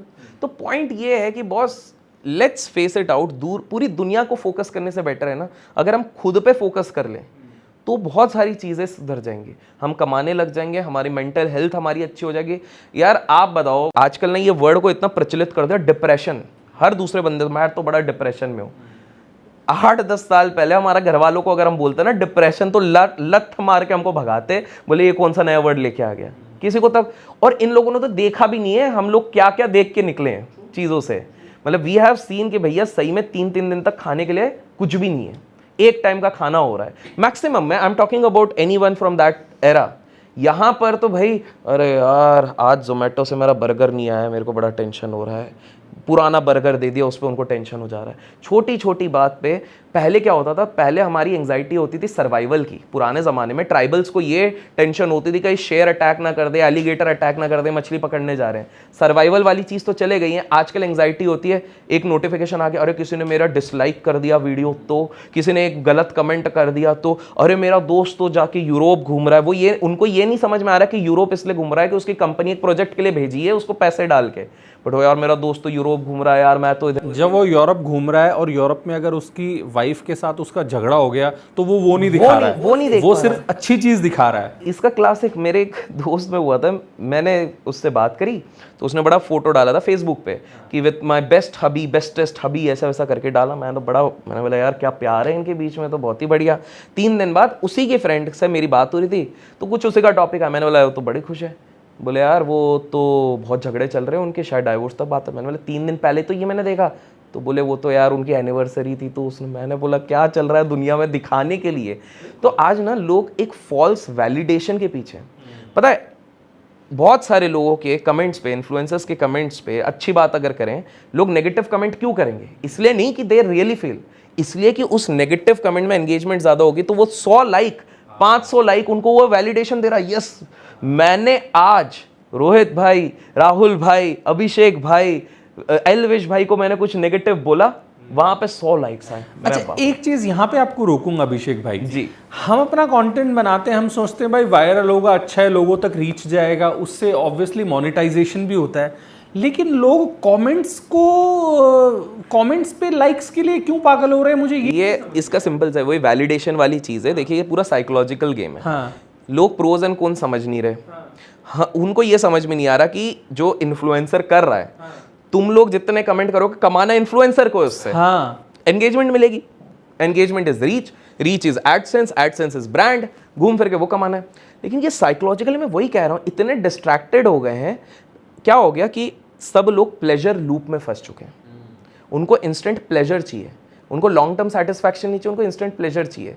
इंस्टेंट प्लेजर का मैंने गाली दिया 100 लाइक आ गए, भाई मजा आ गया इस चीज पे। तो वो लॉन्ग टर्म सोच नहीं रहे कि भाई तुमने 1 घंटा वो वीडियो देख के कुछ सीख लिया होता तो वो ज्यादा फायदा होता, तुमने अपना टाइम वेस्ट कर दिया। एक और चीज अभिषेक भाई, गंदा कमेंट कर दिया, अब हर बार जब कोई उसके कमेंट को लाइक कर रहा है तो वो जाके कमेंट को देख रहा है, किसने क्या लाइक, किसने लाइक। उस पे अगर उसने रिप्लाई किया वाह भाई, तो उस पे भी वो रिप्लाई कर रहा हा देखा। मतलब कमेंट पे, अरे जिस क्रिएटर के वीडियो पे तुमने कमेंट किया है वो उस वीडियो से कुछ कमा भी रहा होगा, हो सकता है ब्रांड प्रमोशन भी कर रहा होगा, तुम तो फ्री में मजदूरी कर रहे हो उसके लिए। तो ये इनको समझ में नहीं आ रहा कि गेम इधर इन्फ्लुएंसर खेल रहा है, फंस ये लोग रहे।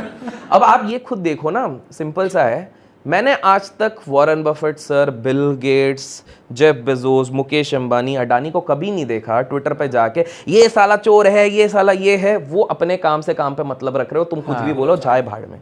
This is the true quality of anybody who is content with in themself. और ये बेसिकली इनसिक्योरिटी होती है। लोग, हर बंदा डीप विद इन जाता है कि मैं भी शायद उस जगह पे होना चाहता था, मैं भी शायद उस पॉडकास्ट में बैठना चाहता था, मैं भी शायद वो ब्रांड डील चाहता था, मैं भी उस लाइफस्टाइल को जीना चाहता था, मैं जी नहीं पाया, तो I have to vent my frustration somewhere. ये उनके लिए सबसे, मानो या ना मानो, यही तरीका होता है जब सबसे ज़्यादा लोग इंडिया में एक होती है क्रैब थ्योरी। क्रैब थ्योरी एक सिंपल सा कहती है, एक दुकान में एक बंदा जाता है, 10 क्रैब की बॉटल्स रहती है जिसके अंदर क्रैब्स रहते हैं, सारे ढक्कन बंद रहता है, एक ढक्कन खुला रहता है, उसके अंदर 12 क्रैब्स रहते हैं। ये दुकानदार को बोलता है अरे भैया बंद कर लो, क्रैब निकल जाएगा। दुकानदार बोलता है नहीं निकलेगा। बोले क्यों? क्योंकि ये इंडियन क्रैब्स हैं, एक ऊपर जाएगा तो सब नीचे खींच लेंगे।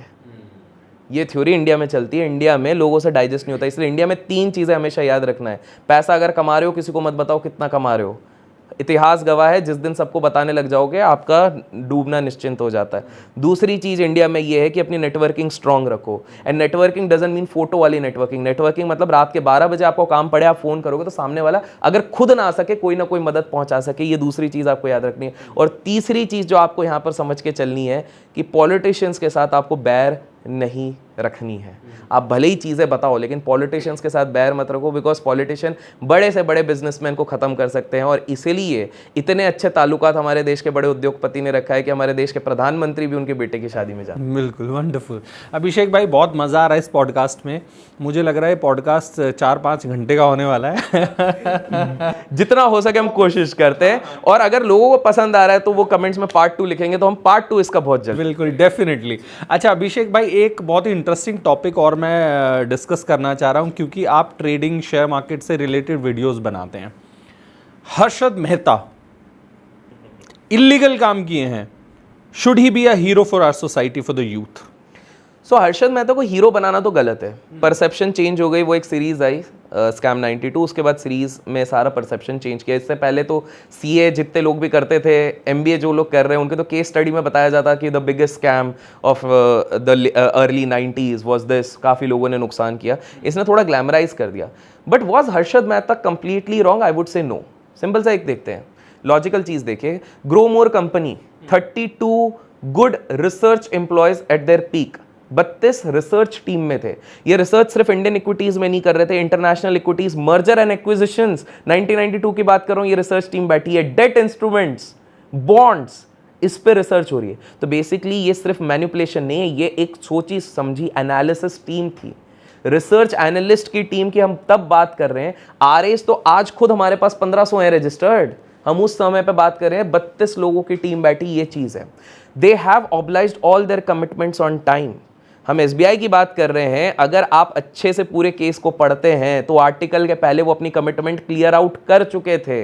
बट थैंक्स टू समबडी, जिनको रहा नहीं गया, इसको पैसा शायद दिया गया था, तो उन्होंने उसका बवाल मचाया गया। That was number 1। दूसरी चीज अगर आप देखेंगे, कमिटमेंट के साथ करते करते उन्होंने अपने साथ जितने लोग थे ना, उनका पैसा डूबने नहीं दिया था। हर्षद मेहता ने अपने बर्थडे पे कहा था कि अगले 1 साल में मैं एसीसी को 10,000 ले जाऊंगा। वो 10,000 ले गए, अपने बर्थडे के दिन ही 10,000 था। उसके बाद आप एक बात बताओ, कोई बंदा 1,000 रुपये भी घुसा है, 10,000 की कमिटमेंट उसने पूरी करी है, उसके बाद भी आप बोलोगे मैं और 2 साल बैठूंगा। हर्षद मेहता ने तो अपना कर लिया ना रिस्पॉन्सिबिलिटी पूरा। 90% of the people had exerted, but those 10% वो रहे नहीं। अब 20,000, अरे जिस बंदे ने बोला था उसने कमिटमेंट कर दिया, अब तो निकल जाओ। उसके बाद अगर वो क्रैश हो रहा है, was it purely a fault of Harshad Mehta? But नहीं, we always look for scapegoat, we always look for somebody to put our blame upon. तो पॉइंट ये है, रिसर्च टीम थी, कमिटमेंट्स पूरा किया था, media portrayed in a different way, because जो मैंने आपको 3 पॉइंट बताया था, उसमें तीसरा पॉइंट क्या था? पॉलिटिशियंस। आपने अगर हमारे देश में पॉलिटिशियन से पंगा ले लिया तो यू नेवर नो। तो मेरा यही कहना होगा कि इंडिया में अगर आपको एज अ बिजनेसमैन भी बहुत बड़ा प्रॉस्पर करना है तो आपको पॉलिटिशियंस के साथ थोड़ा बहुत तो रखना पड़ेगा। अभिषेक भाई, विजय माल्या पॉलिटिशियंस के साथ पंगा नहीं लिया। Are you sure? मुझे तो ऐसा लगता है। पॉलिटिशियंस ने तो उसको बैंक से भर भर के पैसा दिलाया। पर वो कौन से पॉलिटिशियंस थे? सत्ता भी तो बदल गई। It is also about balance. ऐसे तो अगर आप जाएंगे महाराष्ट्र में, जैसा मैं पुणे में रह के मैं जाता हूँ, अभी बहुत टाइम से नहीं गया, तो आई यूज टू गो टू एक बहुत बड़ी सिटी थी जिसको पहला मॉडर्न सिटी बोला जाता था बनेगा, उसका प्रोजेक्ट मिला था एक कंपनी को, HCC, हिंदुस्तान कंस्ट्रक्शन कंपनी, और कहा जा रहा था कि इससे बढ़िया और कोई मॉडल सिटी हो ही नहीं सकता, ये वाली चीज़ है। आज आप जाके देखिए खंडर है, ऐसा लगेगा हॉरर मूवी की शूटिंग हो सकती है यहाँ पे। बिल्डिंग्स खाली पड़ी हुई हैं, जिन जिन लोगों ने 50-60 लाख में वहाँ पे बिल्डिंग ली थी वो कोई नहीं ले रहा है। I am talking about Lavasa city. उस समय पे भी क्या हुआ था, उस समय पे अब लोग गेस करेंगे मैं कौन से पॉलिटिशियन की बात करूँ, महाराष्ट्र वालों को तो करना चाहिए, आमची मुंबई वाले भी कर लेंगे, यहाँ पे पुणेकर्स भी कर लेंगे। तो एक पॉलिटिशियन था जिनका हाथ था, जो यहाँ सारे प्रोजेक्ट्स लेके आ रहे थे, जिनने सारी लोगों से बात करके रखी हुई थी, जिसके चक्कर में बहुत सारा फ्लो आ रहा था। अचानक से सत्ता बदल गई, उस पॉलिटिशियंस के एंटी बन गए लोग। तो वो जो सिटी बनी है जो एकदम पूरी खंडर बन चुकी है, वहाँ पर भी क्या हुआ था, वहाँ पे लोग जो गेस करेंगे कमेंट्स में पॉलिटिशियन, तो वो पॉलिटिशियन का हाथ था, सत्ता बदल गई और पूरी तरीके से फंडिंग रुक गई, अचानक से HCC के ऊपर पूरी बाढ़ गिर गई। ऑल्सो अगर आप नोटिस करोगे, मैं जिस पॉलिटिशियन की बात कर रहा हूँ, although not directly on papers, but Pune की ऑलमोस्ट 300 IT कंपनीज में उनका स्टेक है, प्रोमिनेंट, उनकी वाइफ के नाम पे। वो भी एक may be in the second part will talk about किस तरह से पॉलिटिशियंस इसमें पूरी तरीके से घुसे रहते हैं, मनी मार्केट और इन सारी चीज़ों में। तो ये वाली चीज़ हुई। Same goes with, since you mention about Vijay Mallya, तो विजय माल्या सांसद में भी थे और एडवोकेट थे, पूरी तरीके से सपोर्ट करते थे एक पर्टिकुलर पार्टी को। अब वो पार्टी ही जब नहीं रही, you have to remain neutral, तो इसीलिए आप देखो इलेक्ट्रॉल बॉन्ड्स भी आया, या इवन जब डोनेशंस की बात आती है, तो जो हमारे इधर इंडिया के जो टॉप 3 रिचेस्ट फैमिलीज है ऑन पेपर भी, वो बहुत स्मार्टली करती हैं कि भैया इधर अगर 50 करोड़ दिए हैं तो इधर भी 30 करोड़, इसको ट्रेडिंग में हेजिंग कहते हैं, कि इधर भी 25 करोड़ को, कोई ऐसा नहीं होना चाहिए भाई तूने दिए ही नहीं अपने को। अभिषेक भाई, इस पॉइंट से एक चीज़ याद आ गई। अभी एक सीनियर पॉलिटिशियन ने तो खुले में बोल दिया कि हमें पैसा नहीं दोगे तो हम तो तुम्हारी बुराई करेंगे। एग्जैक्टली तो हाँ, बिल्कुल। तो पॉइंट वही है कि फर्स्ट बैलेंस बना के चलना था। ऑल्सो विजय माल्या को लोग सोचते हैं कि ये लोन वाला केस था इसलिए भाग गया। अब मैं लॉजिकल पॉइंट पे बताता हूँ what was the biggest mistake for him. There were 2 biggest mistake जो विजय माल्या ने किया। पहला, एक चीज होती है, बफेट सब कहते हैं सर्कल ऑफ कॉम्पिटेंस, जो चीज आती है उसी में कूदो। एयरलाइंस उनको आती नहीं थी, ट्रंप साहब को देख के इंस्पायर हो गए थे कि ये पूरी बिजनेसेस में तो मैं क्यों ना हूँ, ठीक है, पहली चीज वो हो गई। इनके सेक्रेटरी ने इनको कहा भी था, सर अच्छी खासी दारू में वर्ल्ड की 5th नंबर पे चल रही है, कुछ कुछ ब्रांड्स हमारे नंबर 1 पे चल रही है, क्यों जा रहे हो, एक ऐसे इंडस्ट्री में आप हो। देखो एकमात्र ये एक ऐसी इंडस्ट्री है, सिन इंडस्ट्री कहते हैं, दारू और ये दोनों एक ऐसी इंडस्ट्री है, सुट्टा और दारू एकमात्र ऐसी इंडस्ट्री है जो गम में भी चलती है, खुशी में भी चलती है, गम में तो ज़्यादा चलती है, उसके बाद सेलिब्रेशन में भी चलती है, उसके बाद कॉलेज सिलेक्शन में भी चलती है, ब्रेकअप में भी चलती है। तो इसकी डिमांड तो हमेशा आगे जानी है। एंड कभी भी, मैं लिख के दे रहा हूँ, हमारी गवर्नमेंट इसको बैन नहीं करेगी क्योंकि सबसे ज़्यादा टैक्सेस इधर से ही आते हैं। सिंपल सी बात है। जो ये भट्टियाँ बिकती हैं, आपको पता है वो लाइसेंस कितने लोगों को लगता है, लाख या कुछ करोड़, मल्टीपल करोड़ में लाइसेंस जाता है। अभी अभिषेक भाई, हमारे पास गुड़गांव में ही 45 करोड़ का ठेका गया है इफ्को चौक के पास। तो 45 करोड़ जहाँ से आ रहा है, मतलब शुरुआत ही 30 के ऊपर होती है, मैं ये बता रहा हूँ। और बड़ा वाला विद ऑल द लाइसेंस तो वो 100 तक चले जाता है। पर आप ये सोचो ना, अगर कोई 100 दे रहा है मतलब उसको कितना पोटेंशियल, पता कितना कमाते होंगे इस चीज से।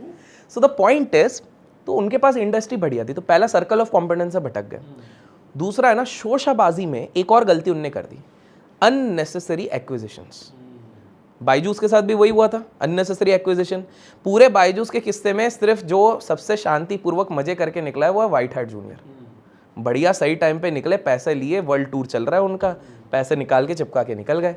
आकाश भी चलो बढ़िया था, लेकिन आकाश ने तो इतने टाइम से मेहनत करी है यार, काफ़ी साल पुरानी ब्रांड है, सब कुछ किया है। बायजूस में भी सेम केस था, अननेसेसरी एक्विजिशंस हो गया, उनका वो लग गया। यहाँ पर भी क्या था, ये लोग बड़े जोश में आए कि नहीं हम अब हर जगह पे हमारी फ्लाइट चलाएंगे। अरे भाई कोई रीज़न है क्यों हर जगह पे फ्लाइट नहीं चल रही? Because economies of scale match नहीं कर रही है, इकोनॉमिक्स के हिसाब से सही नहीं कर रहे। बट इन्होंने क्या किया, बोले अब हमको एयरक्राफ्ट चाहिए। एयरक्राफ्ट के लिए क्या कर गए, एयर सहारा जो उस समय पे वर्ज ऑफ बैंकरप्सी था, अगर 100 करोड़ का डील होना चाहिए 700 करोड़ में करके आ रहे हैं। फायदा तो उन्हीं का है। सेम चीज ना नरेश गोयल जी ने भी करी थी। जेट एयरवेज की अगर हम बात करें तो नरेश गोयल जी ने भी क्या किया था, एयर डेक्कन के जो सबसे, मतलब एयर डेक्कन वाले भी हंस रहे होंगे कि भैया 200 करोड़ की चीजें 600 करोड़ में लेके जा रहे हैं, ये सोच के कि अफोर्डेबल चलाएंगे। पीछे से आ गया इंडिगो, वो अफोर्डेबल में और इनकी हालत टाइट कर दी, फिर डेट पे डेट, डेट पे डेट, डेट पे डेट। उसके बाद ये भाग रहे थे, आई थिंक सो यूरोप या यूएई भाग रहे थे, फ्लाइट में बैठे हैं, अचानक से नॉक नॉक, कौन है भैया, ईडी सीबीआई, चलो अरेस्ट हो गए। तो ये एयरलाइंस, देखिए airlines already hyper competitive market है। यहाँ पर आप देखो एटीएफ का जब भी दाम बढ़ जाता है, air turbine fuel, already customer से कितना आप चार्ज कर लोगे। प्लस प्रॉब्लम ये हो जाती है 2008-9 जैसा अगर टाइम आ जाता है तो ऑलरेडी ट्रैवलर्स कम हो जाते हैं उस चीज़ में, तो आप और कहाँ से कमाओगे। तो एटीएफ हो गया, चार्जेस इतने ज़्यादा हो जाते हैं, ग्लोबल क्रूड के प्राइसेस पे इतने ज़्यादा निर्भर रहते हैं। तो ये सारी प्रॉब्लम्स अगर मान लिया साहब पहले से डिस्कस करते, एक एयरलाइन में पोटेंशियल थी, अभी मैं है नहीं कहूँगा, जो इंडिगो को कॉम्पीट कर सकती थी, वो मेरे हिसाब से थी आकाशा। क्यों? बिकॉज मैं हमेशा कहता हूँ कि as an investor, be it a startup investor या as a trader investor, you should not bet on the company, you should bet on the jockey. घोड़े पे मत पैसा लगाओ, जॉकी पे पैसा लगाओ। और वही किया था लेट राकेश झुनझुनवाला जी ने। Best of the best talents अगर आप उनके मैनेजमेंट का देखोगे, जेट एयरवेज के बेस्ट टैलेंट इधर के घाट घाट का जिनने पानी पिया था ना, उनको लेके आए थे। उनके राकेश झुनझुनवाला जी के नेटवर्थ का केवल 3% लगा था इस चीज़ पे, तो ऐसा भी नहीं था कि वो बैंकरप्ट हो जाएंगे, वो धीरे धीरे और लगाने वाले थे। एकदम सस्ते में उन्होंने फ्लाइट्स एयरक्राफ्ट्स ली थी, बट अनफॉर्चुनेटली वो नहीं रहे। तो I am not very sure how the leaders are actually taking care of it. और उसी के बाद बाकी फ्लाइट्स वालों ने गेम खेलना शुरू किया। बाकी एयरलाइंस ने क्या किया, अच्छा भाई ये इतने सस्ते में दे रहे हैं, इनकी 7:15 की फ्लाइट है अहमदाबाद की, 7 बजे लगा दो, हम पुराने लोग हमारे पास आएंगे, सेम दाम पे लगा दो। तो ये वाला गेम खेल खेल के अच्छा डबल सैलरी देके इनके पायलट्स को बुला लो। बीच में आपने खबर पड़ी होगी बहुत सारे एक ही दिन में काफ़ी सारे, तो ये सारी चीज़ें चलती रहती है। तो दिस इज, तो पॉलिटिशियंस के साथ रखो, बैलेंस बना के चलो, not just one sided politician के साथ करो।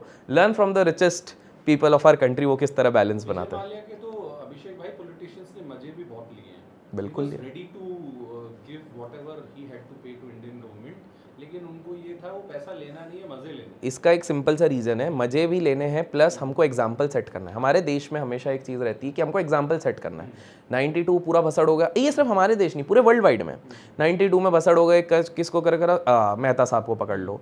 2001 में no one is talking about कि आईटी कंपनीज में भी बबल बन रहा था, ये लोग खुद इनसाइडर ट्रेडिंग कर रहे थे। किस पे करा, चलो केतन पारेख पे बिल पूरा चिपका दो, ये तो स्वीट स्पॉट हो गया। 2008-2009 में क्या करे, पूरा लेमन ब्रदर्स पे लगा दो। अरे भैया हाउसिंग बबल तो पूरा बना हुआ था, जो सब प्राइम क्राइसिस चल रहा था वो हर जगह चल रहा था, बट कोई एक स्वीट स्पॉट चाहिए। मीटिंग बैठी थी कि किस बैंक को बचाया जाए, सब पानी में थे, लेमन को मरने दो, थोड़े बहुत इन लोगों को बचा लेते हैं। सिटी विटी ये सबको बचा लिया गया, लेमन को गए। लेमन बेचारा सोच रहे कि चलो कोई ना कोई बचाएगा, टू बिग टू फेल है, लेकिन उनको वो निपटा दिया, तो वहां पर वो बिल काट दिया गया। 2020 में क्या करे, थोड़ा बहुत चाइना पे डाल दो कि भैया ये चाइना नहीं है बनाया हुआ है, लेकिन कोई ये नहीं देख रहा कि भैया अगर मार्केट के हिसाब से देखे वैल्यूएशन तब ज्यादा थी, तो कहीं ना कहीं वो करेक्ट होना ही था। लाइकवाइज अभी भी यही चीज होगी। अभी जिस हिसाब से अगर स्टॉक मार्केट का पर्सपेक्टिव बोलूं, डिफेंस स्टॉक्स बोल लो, शिपिंग स्टॉक्स बोल लो, हम यहाँ पर बात करते हैं एनवीडिया की कि एनवीडिया कितना बड़ा, हमारे देश में देख लो शिपिंग स्टॉक्स उतने टाइम पे 4-5 गुना हो गए, एनवीडिया तो कुछ भी नहीं हुआ उसके सामने। So the point is we always like to set up example. हम कुछ ना किसी पे ब्लेम डालना चाहते हैं, कभी कोई खुद रिस्पॉन्सिबिलिटी ओन नहीं करेगा। और अभिषेक भाई, थोड़ी सी डायरेक्ट फायदे की बात ऑडियंस के डन कर लेते हैं। डन। बहुत सारे हमारे छोटे भाई इस पॉडकास्ट को देख रहे होंगे, ओके बहुत सारे स्कूल्स में होंगे, कॉलेज में होंगे, हो सकता है कोई अपना व्यापार करके भी बैठा हो। कोई 3 साइड हसल आइडियाज जॉब के साथ, स्कूल के साथ, कॉलेज के साथ किए जाए। यार सबसे पहली चीज़ तो है, आज विद एडवेंट ऑफ टेक्नोलॉजी काफ़ी चीज़ें हो सकती है। पहला हसल कर लो, कुछ नहीं तो एक अपना खुद का इंस्टाग्राम पेज बना लो। ज़रूरी नहीं है फेस पेज बनाओ, कुछ लोग होते हैं वीडियो शाये होंगे, पिक्चर शाये होंगे, कोई इशू नहीं है, आप थीम पेजेस बनाओ। थीम पेजेस बेसिकली क्या होता है, जैसे कि आप ट्रैवल के बारे में डालने वाले हो, वहाँ पे सारा ट्रैवल लोकेशंस के, आप कहीं पे खाने जाते हो, खाने वाली चीज़ पे डाल रहे हो, आप लोगों से मिल रहे हो, लोगों से कुछ एक पूछ के इंटरव्यू जो एक फॉर्मेट चलता है वो वाली चीज़ कर लो कि गाय आप क्या करते हो जीवन में, इस तरह से। रीज़न ये है कि आप जब एक थीम पेज बनाओगे, सूनर और लेटर अगर उस पर डेडिकेशन के साथ काम करोगे, वो ग्रो होगा। जब ग्रो होगा तो अपने आप उतने से आप पैसा कमा सकते हो। एंड याद रखिए, एक थीम पेज बनाने के लिए आपको जेब में बहुत पैसा नहीं चाहिए, आपको स्टार्टिंग में बहुत बड़ा एडिटर नहीं चाहिए। कोई एक फैक्ट मैं बताता हूँ, मेरा चैनल अगर अक्रॉस द प्लेटफॉर्म बोलूँ तो 4.5 मिलियन फॉलोअर्स हैं सारे मिला के। मैं आज भी DSLR में कभी शूट नहीं करता, मेरा सब फ़ोन पर शूट होता है। मेरा एडिट कुछ एडिट्स पे जाते हैं, बाकी बहुत सारे एडिट भी नहीं होते हैं। तो जब मैं एक लाइव एग्जांपल दे रहा हूँ, I am not saying everyone has to follow, मैं तो कहूँगा कि डेलीगेट करो, टीम बनाओ, ये सारी चीज़ें करो, बट मेरा वो स्टाइल है तो मैं उस पर कंफर्टेबल हूँ, ये चीज़ है। तो ये बहाना देना बंद कर दो। Bhuvan Bam, one of the biggest creators of our economy, उसने बस एक फ़ोन लेकर 4 कैरेक्टर खुद बन के उसी से 10 मिलियन सब्सक्राइबर्स बेस अगर उसने खींच लिए तो एवरीथिंग इज पॉसिबल। तो पहला हो गया अपना थीम पेज, हो गया थीम पेज या यूट्यूब पेज, कोई सा भी एक चीज़ कर लो, that is one hustle which I suggest. Second is today there are a lot of freelancing websites. आपके पास कुछ ना कुछ तो स्किल होगा, आप या तो अच्छा लिखते होगे, या तो आप कॉपी राइटिंग करते होगे, या तो आप घोस्ट राइटर बन सकते हो। तो फ्रीलांसिंग की काफ़ी वेबसाइट्स हैं, आप उधर जाओ, वहाँ पर जाके अपने आप को रजिस्टर करो, बिडिंग होती है, काफ़ी सारी चीज़ें होती हैं, वो वाली चीज़ करो तो you can definitely make out some decent amount of money through the freelancing website. ये तो हो गया हमारे टेक्नोलॉजी के साइड से। तीसरा है कि इफ़ एट ऑल अगर आप कहीं से थोड़ा सा कैपिटल अगर मैनेज कर सकते हो, even 50,000, you can start with a stall of anything related to food. हमारे देश में 3 ऐसा सेक्टर है जो कभी ख़त्म नहीं होगा अगर स्मार्टली किया गया, रोटी, कपड़ा, मकान, बचपन से बोला गया है। मकान तो महंगा पड़ जाएगा, कपड़ा करा जा सकता है लेकिन स्केल में करना है तो मैन्युफैक्चरिंग के लिए आपको पता है, आई थिंक आपका बिजनेस है तो यू नो कि थोड़ा तो कैपिटल लगेगा। ऐसा नहीं कि आप 50,000 में बोलो कि मैं इंडस्ट्री बना लूँ, तो वो तो पॉसिबल नहीं है। बट रोटी एक एरिया है जिस पे आप वर्क कर सकते हैं। भाई साहब आप देख लीजिए, चाय वाले लोग बिल गेट्स से मिल के आ जा रहे हैं, तो आप बिल गेट्स खुद मिलने आ रहा है। तो पॉइंट ये है कि आप, वो एक शिव खेरा जी की किताब थी जिसमें उन्होंने ये मेंशन करा हुआ था कि आपको ज़रूरी नहीं कोई नई चीज़ करनी है, पुरानी चीज़ को नए ढंग से करो तो भी आप पैसा कमा सकते हो। तो ये 3 है। तीसरा, फूड सेक्टर से कुछ भी कर लो, पानी पूरी का लोग, अच्छा कुछ प्रॉब्लम बस ये आते है, ईगो है यार, मैं बड़े घर का हूँ, मैं पानी पूरी का प्रेस्टीज। भाई साहब जब घर पे 1 रुपये नहीं रहेगा ना, जेब में 1 रुपये नहीं रहेगा, जो करना है करो, अदरवाइज वापस वही क्या डिप्रेशन हो गया मेरे को। कुछ अच्छा कर लोगे ना तो सब लोग यही बोलेंगे कि यार छोटे से शुरू किया था, और सबने छोटे से शुरू किया। मित्तल साहब की बात करो, वो साइकिल रिपेयरिंग करते थे। धीरू भाई अंबानी सर की बात करो तो वो यमन में जाके जॉब कर रहे थे, पेट्रोल पंप पे कर रहे थे। तो ऐसा कोई है नहीं। सी देयर आर एक्सेप्शंस, लेकिन एक्सेप्शंस के रिपरकशंस भी। आपने विजय माल्या की बात करी, विजय माल्या 1960 में उनको इलेक्ट्रिक वाला रिमोट कार मिल गया था, मतलब he was so privileged, but at the end you know what happens. I am not saying कि प्रिविलेज बेकार है, बट आई एम सेइंग कि ये सब कुछ दिमाग का खेल है। और मैं एक बुक सजेस्ट करूंगा सबको, मैं कहूंगा कि ये किताब जरूर पढ़िए, nothing related to business and all, think and grow rich by Napoleon Hill. इस किताब को पढ़िए, आपको समझ में आएगा, क्योंकि इस किताब ने मुझे हेल्प करी थी। तो मैं जब लोकल में जाता था तो मैं इस किताब को पढ़ता था, जेब में 500-1000 रुपये रहते थे, तब मैंने पढ़ा था। तो कहीं ना कहीं इसने मेरे को हेल्प करी है। तो मैं सीधे हैक इधर दे रहा हूँ, एक सीक्रेट दे रहा हूँ कि read this book, read for the sake of understanding, don't read just for the sake of reading. इसलिए मत पढ़ो। आज के समय पे सोशल मीडिया पे लोग किताब क्यों पढ़ रहे पता है? इसके लिए नहीं कि उनको कुछ नई चीज सीखनी है, इसके लिए कि वो एक पोस्ट बना के डाले, today I completed 10th book of my life, #reading. अरे भाई वो 10 को तुमने कभी एग्जीक्यूट भी किया है? तो इस तरह से थिंक एंड ग्रो रिच पढ़िए, this is definitely gonna help. Great. Abhishek भाई, एक और चैलेंज जो यूथ के साथ आ रहा है, जैसे हम डिस्कस कर ही रहे हैं, सोशल मीडिया से बहुत प्रभावित हैं यूथ, कोई प्रॉब्लम भी नहीं है होने में, लेकिन नोटों के बंडल दिखाए जाते हैं। पहली चीज़ तो मेरे को ये नहीं समझ में आई कि जो लोग स्टॉक मार्केट या ट्रेडिंग से रिलेटेड वीडियोस बनाते हैं, ट्रेडिंग का सारा पैसा तो अकाउंट्स में आता है, तो ये नोटों की गड्डियाँ, नोटों के बंडल उड़ाना, ये मतलब ज़रूरी है? ये तो फालतू चीज़ है, एस्पिरेशन बेचा जा रहा है और कुछ नहीं है। ये वैसे भी चिल्ड्रंस बैंक ऑफ इंडिया के नोट रहते हैं, असली नोट रहते हैं नहीं, जाके आप चेक करोगे तो आपको पता लगेगा। पॉइंट ये है कि यूथ बहुत प्रभावित है आज के समय पे, धीरजता किसी के अंदर है नहीं, धैर्यता नहीं है। आप देखो 15 साल पहले अगर हमारी पीढ़ी से बात करते तो यार 5 लाख का पैकेज लग जाएगा, बहुत बढ़िया हो जाएगा, मज़ा आ जाएगा भाई। आज का यूथ 1 करोड़ के नीचे बात ही नहीं कर रहा। 1 करोड़ तो मैं थोड़ा कम बोल रहा हूँ आज के टाइम पे, थोड़ा बड़ा होने के बाद अगर सोशल मीडिया उसने देख लिया है तो भैया I want to fire concept आ गया ना, जल्दी रिटायर होना है, 30 साल में मेरे को रिटायर होना है। भाई क्यों रिटायर होना है? एक समय पे तो 30 साल पे लोग नौकरी शुरू करते थे, इनको 30 साल पे रिटायर होना है। तो प्रॉब्लम क्या हो गई कि ये जो मैन्युपुलेटर्स हैं, जो गंदे इन्फ्लुएंसर्स हैं, उनने ये नफ्स पकड़ लिए कि भैया इनका माइंड तो ये है, पैसा चाहिए, ये चाहिए। और दोस्तों यारी में आप देख लेते हैं कि भैया अगर 10 नॉर्मल दोस्त है, एक रईस दोस्त है, उसके पापा ने उसको 1 लाख रुपए की पॉकेट मनी देख रहे हैं, तो उसकी लाइफस्टाइल ऐसी है, तो उनको लगा यार ऐसी लाइफ चाहिए भैया, मैं इसके कर्जों तले क्यों दबूँ, मेरे को भी ऐसा चाहिए। तो प्रॉब्लम है सबको फास्ट चाहिए, बट जल्दी का काम शैतान का होता है, सिंपल सी बात है। मैं तो ये कहता हूँ, आई वुड नॉट से कि आप स्लो चलो, बट आप एक नॉर्मल पेस पे चलो। एंड जब मौका मिले तब चौका छक्का मारो। हर बॉल पे आप चौके छक्के नहीं मार सकते हो, हर बॉल पे छक्के मारने की कोशिश करोगे तो आउट होना ही है। सही बॉल का वेट करो ना। तो ये प्रॉब्लम हो रही है यूथ के साथ। तो सोशल मीडिया बहुत डिस्ट्रैक्ट कर रही है, ये आपके माइंड को पूरी तरीके से खराब कर रही है। सोशल मीडिया बनाने वाले सारे बड़े बड़े जो IT डेवलपर्स हैं, उनको ये कार्य दिया गया है कि भाई ये बंदा अगर एक बार इस रील पे आया और उसने अगर एक हिपोपोटामस देख लिया है तो अगले 20 मिनट तक इसको सिर्फ हिपोपोटामस दिखाते रहो, क्योंकि इसको हिपोपोटामस में मजा आ रहा है। अगर इसने पैसे वाली चीज देखी तो इसको इतने पैसे वाली चीज दिखाओ कि इसका माइंड भ्रष्ट हो जाए। हम प्लेजर लूप में फंसते जा रहे हैं। Social media is not bad, but the way we are using it, that is bad. तो सोशल मीडिया, इससे बचने के सिर्फ सिंपल से 3 तरीके हैं। अपने ऊपर एक टाइम लिमिटेशन लगा दो।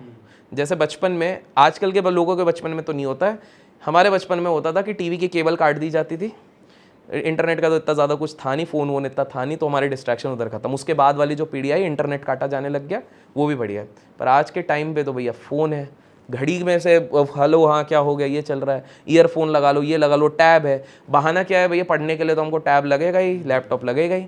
अपने आप को कंट्रोल करो। देखो, आपका डेस्टिनी आप खुद कंट्रोल करोगे, nobody else can do that. Stop blaming कि गवर्नमेंट ये वो है वो है, वो तो हमेशा रहेगा, कुछ ना कुछ खराब रहेगा। और जो लोग ये सोचते हैं कि इंडिया में ये खराबी है, मैं ही नहीं कह रहा हूँ खराबी नहीं है, बट फिर आप चाइना जाके देखो क्या हो रहा है वहाँ पे।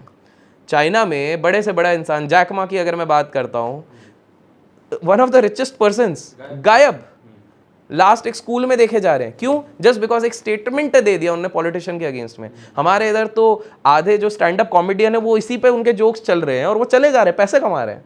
वहां पे रातों रात उठाए जाते हैं। वहां का सबसे बड़े फैशन डिजाइनर को उठा दिया, सबसे बड़े रियल एस्टेट मुगल को हटा दिया। चाइना में रैंकिंग दी जाती है। वंडरफुल। कुछ तो जर्मनी में बैठ के भी वीडियोस बना रहे हैं अभिषेक भाई, और वो कह रहे हैं कि मोदी डिक्टेटर है। उनको ये समझ में नहीं आ रहा कि अगर मोदी डिक्टेटर हो तो जैसे पाकिस्तान में अननोन सोर्सेज रोज उड़ा रहे हैं, तो इस भाई को छोड़ देंगे क्या? तो आप खुद सोचो। वो भाई का नाम तो मैं करूंगा नहीं, मैंने भी एक रील बनाई थी तो उनके काफ़ी सपोर्टर आ गए थे। फिर मेरे को बाद में किसी ने बताया इन भाई के बहुत सारे ग्रुप्स चलते हैं, कहीं पर भी कुछ बोलो तो इनके बहुत सारी पूरी पीढ़ी आ जाती है। लोग गेस कर लेंगे कमेंट में हम किन भाई की बात कर रहे हैं। तो पॉइंट वही है कि सोशल मीडिया पे लोग डिस्ट्रैक्ट हो रहे हैं। अच्छा, सोशल मीडिया वाले लोग जो है अभिषेक भाई, ये सोचते नहीं है कि मोदी जी जो हैं वो पाकिस्तान में जो जेल में बंद हैं, जेलों में घुस के उनको मरवा रहे हैं, उनको जहर, मतलब एक अननोन यार वो उसमें क्या है कि सोचने की क्षमता कम हो गई है लोगों की। तो ये नहीं सोचते हैं कि ये जर्मनी में रह रहा है, किसी घर में रह रहा है, तो 1 मिनट से भी कम लगना है मोदी जी को। तो अगर ये डिक्टेटर हो तो पॉइंट वही है, ये लोग सोच ही नहीं रहे ना, और सोचने का मौका कहाँ मिला? सोचने की क्षमता ही नहीं है, क्षमता नहीं और मौका ही नहीं दे रहे ना। मैं आपकी ऑडियंस से एक सिंपल सा सवाल पूछता हूँ, वो लोग कमेंट्स में बताएंगे। लास्ट आपने कब एटलीस्ट 5 घंटे, जब जगे हो, सोने के टाइम पे नहीं, जब जगे हो 5 से 6 घंटे, ना आपने मोबाइल छुआ है, ना आपने टैब छुआ है, ना आपने कंप्यूटर छुआ है, ना आपने इनफैक्ट किताब छुई है, अपने साथ समय बिताया? आप बताओ। हमारे समय पे बोरियत होना वॉज अ लग्जरी, नहीं वॉज अ थिंग जो हम करते थे। आज के समय पे बोर होना इज अ लग्जरी। गाड़ी में जा रहे हो, गाना बज गया, बैठे हुए फोन लग गया, कुछ नहीं तो यही चल रहा है, टाइम पास, कुछ कर नहीं रहे हम प्रोडक्टिव। हाँ, ये एक SMS आया, ये वो वाली चीज़ आई है, स्वाइप चल रहा है, स्वाइप पे स्वाइप चल रहा है। तो पॉइंट वही है कि सोचने की क्षमता ही खत्म हो गया, आपको सोचने का मौका ही नहीं दिया जा रहा। You are bombarded with so many things. 50,000 thoughts तो ऐसे ही आते हैं। 50,000 आप बाहर से ले लेते हैं। आप रास्ते में जाओगे, मैं गारंटी दे रहा हूँ, रियलिटी चेक देता हूँ, आंखें बंद करके आप याद करो, जितने लोग ये वीडियो देख रहे हैं, आप भले स्कूल जा रहे हो, कॉलेज जा रहे हो या बिजनेस ऑफिस जा रहे हो, ट्रैफिक को मारो गोली। लास्ट आपने कब, जब अपने घर से आप ऑफिस जा रहे हो, आपने कब बादल को देखा? कितने पेड़ देखे? पेड़ पे बैठी चिड़िया देखी? ऐसा तो नहीं है कि नहीं थे, सब है। कितने बार आपने ऑब्जर्व किया, अनटिल अनलेस वो कुत्ता आपके सामने से नहीं गुजरा, कितने बार आपने ऑब्जर्व किया कि साइड में कितने गाय और थे? कुछ ऑब्जर्व नहीं। क्यों? क्योंकि बाड़ी में तो बढ़िया गाना चल रहा था, रेडियो लगाया हमने, गाने सुन रहे हैं, फ्रस्ट्रेशन अलग चल रहा है, पीछे लैपटॉप में हमारा काम चल रहा है, भैया job job job job. Balance की ना बहुत ज़्यादा आवश्यकता है। यूथ ने अगर आज के इस पूरे पॉडकास्ट से एक चीज़ करी कि balance is necessary, excess of anything is always going to be bad. किसी भी चीज़ का एक्सेस खराब हो सकता है। ज़्यादा शुगर लोगे, डायबिटीज़ होगा, ज़्यादा स्ट्रेस लोगे, कार्डियक अरेस्ट होगा, ज़्यादा काम करोगे, हाइपरटेंशन होगा। मतलब don't be a workaholic, be a workfrolic. Frolic मतलब जो मजे करे, जिसको काम में मजा आ रहा है। ज्यादा अगर आप सोगे, उसमें भी प्रॉब्लम है। कम सोगे, एक्सट्रीम भी बिल्कुल कम सोगे, उसमें भी प्रॉब्लम है। इसमें थोड़ा सा मुझे वर्क करना है, but I will just admit. Another thing, अगर आप ज्यादा शॉपिंग करोगे, कर्जे में जाओगे, तो ज्यादा सोशल मीडिया भी यूज करोगे तो आप बर्बाद होगे। तो स्क्रीन टाइम लोग अगर अपना देखें, तो मेरे आप पुष्कर जी को जानते होंगे, पुष्कर राज ठाकुर हैं। तो परसों हम साथ में ही फ्लाइट में आ रहे थे, एक इवेंट में थे गोवा में, तो वहाँ पे हमको फेलिसिटेट किया था। तो बाहर आके फिर ऐसे ही मेरी बात हुई, तो मैंने बोला कुछ तो बात हुई इंस्टाग्राम की, तो उन्होंने ना अपना फ़ोन दिखाया, बोले ये देख पूरे वीक का उनका इंस्टाग्राम कंजम्पशन वीकली चल रहा है 30 मिनट 35 मिनट। मैंने बोला और ये सोशल मीडिया के बंदे हैं भैया, मिलियन फॉलोअर्स वाले। मैंने बोला ये क्या सीन है? बोला मैं देखता ही नहीं हूँ यार, थोड़ा टाइम फैमिली बाकी काम, मेरे को इस सब से मतलब नहीं है। तो ये लेवल का डिसिप्लिन सोचे जो आगे गए, ये ज़रूरी है। पर अगर आप बैठे हो 3 घंटे, अब 3 घंटे अगर आप सीखने के लिए बैठे हो, जैसे कोई अगर ये पॉडकास्ट देख रहा है तो वो एक अलग चीज़ है, because they are learning something. लेकिन अगर आप 1.5 घंटे बैठ के सिर्फ ट्रेलर्स देख रहे हो, बाहुबली पार्ट 3, कल की पार्ट 4, ये चल रहा है, टॉम एंड जेरी चल रहा है, तो एंटरटेनमेंट चाहिए, बैलेंस चाहिए, बट पूरा देखना is a sheer wastage of. Great. Abhishek भाई लास्ट क्वेश्चन ले लेते हैं। बिल्कुल। कुछ बड़े व्यापारियों की बात कर लेते हैं, और वो व्यापारी ऐसे हैं जिन्होंने स्टॉक मार्केट में बहुत काम किया है। आप तो इस फील्ड के एक्सपर्ट हैं। Jhunjhunwala versus Warren Buffett. तो सबसे पहले तो मैं क्लियर कर दूं कि शेयर बाजार में जो भी बंदा 10 साल से ऊपर टिक गया है वो कभी भी अपने आप को एक्सपर्ट नहीं कहेगा, वो लर्नर है। तो मैं लर्नर हूँ, ठीक है। अब बात करते हैं, दोनों अपनी अपनी जगह पे सही हैं। हम कौन होते हैं, छोटे लोग हैं हम इनको जज करने के लिए, लेकिन कुछ चीज़ें हमको सीखनी भी है और कुछ नहीं भी सीखनी है। पहले क्या नहीं सीखना है वो समझ लेते हैं। लेट राकेश झुनझुनवाला जी 50,000 करोड़, 5,000 से 50,000 करोड़ का सफ़र जिन्होंने बनाया, वो जाते वक्त भी रिग्रेट के साथ गए। उन्होंने एक स्टेटमेंट बोला कि मैंने हर जगह निवेश कर दिया, सबसे मेन जगह पे निवेश ही नहीं किया, वो थी मेरी सेहत, मेरा हेल्थ। आज की यूथ भी यही गलती कर रही है। मुझे पता है वो देखते वक्त भी पिज़्ज़ा ही खा रही है, मैगी खा रही है, छोले भटूरे खा रही है, लेकिन ये एक बहुत बड़ी मिस्टेक है। तो ये लर्निंग है कि हम कंपाउंडिंग की बात कर रहे हैं कि कंपाउंडिंग लॉन्ग रन में पैसा बनेगा, लॉन्ग रन में पैसा बनेगा। वॉरेन बफेट सर आज द वॉरेन बफेट सर इसलिए नहीं है कि उनकी स्टॉक सिलेक्शन अच्छी, वो इसलिए अच्छी है क्योंकि उनकी लॉन्जिविटी ज़्यादा है। 65 ईयर्स ऑफ कंपाउंडिंग उनको मिल रहा है, 65 साल के कंपाउंडिंग।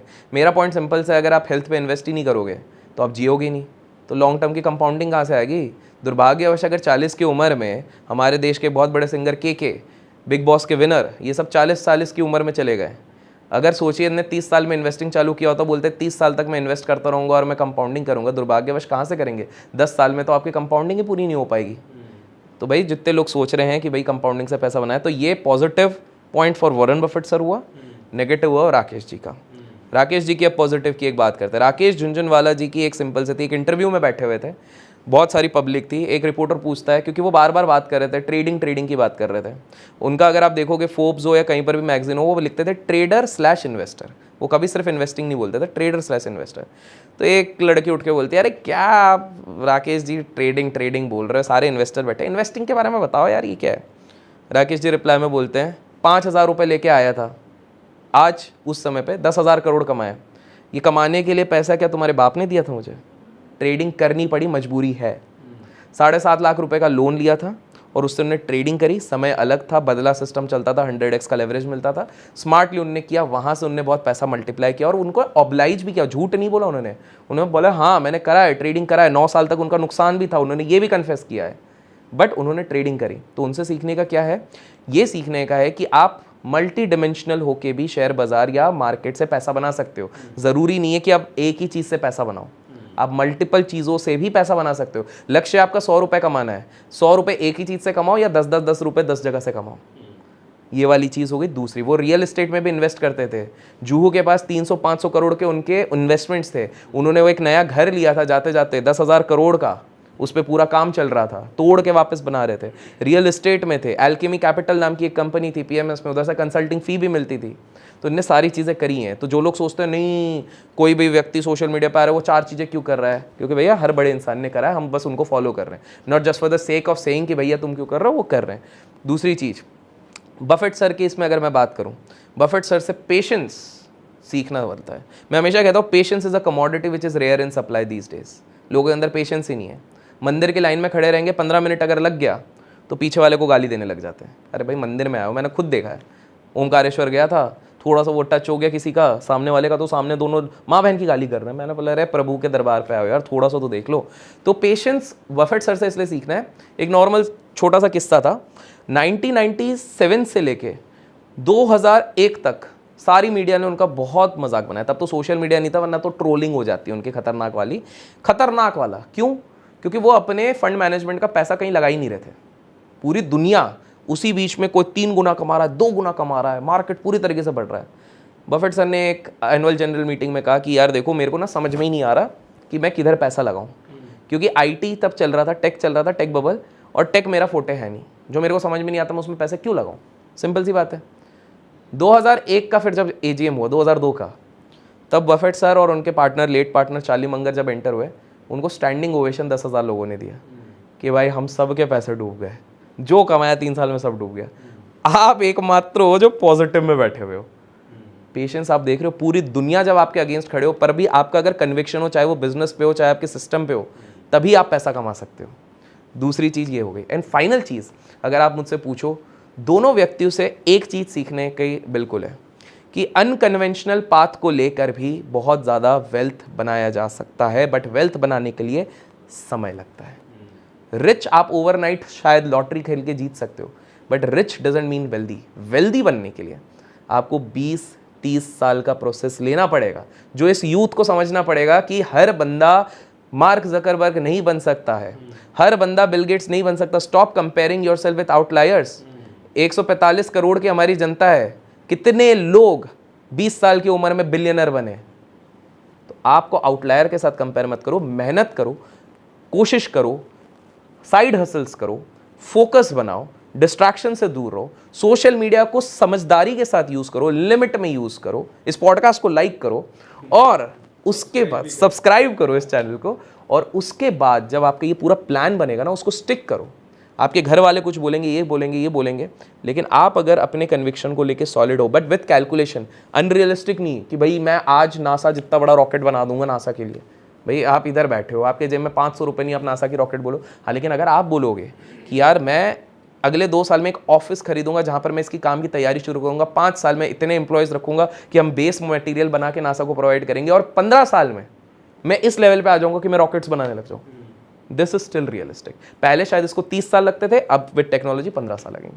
तो इस तरह से अगर प्लानिंग बनाया जाए तो वॉरेन बफेट सर और राकेश झुनझुनवाला जी से लाइफ लेसन्स भी आपको सीखने मिलते हैं, और इन्वेस्टमेंट। वंडरफुल। अभिषेक भाई, बहुत मज़ा आया। एक तो बहुत सारे इंटरेस्टिंग फैक्ट्स हमें पता चले, और हमने ना बहुत सारे डिफरेंट डायमेंशंस को, जैसे हम जिक्र कर रहे थे, डिस्कस किया। हेल्थ से भी रिलेटेड हमने बात की, हमने फाइनेंस से भी रिलेटेड बात की, स्टॉक मार्केट से भी रिलेटेड बात की। सो आई एम श्योर हमारे यूथ को बहुत मज़ा आया होगा।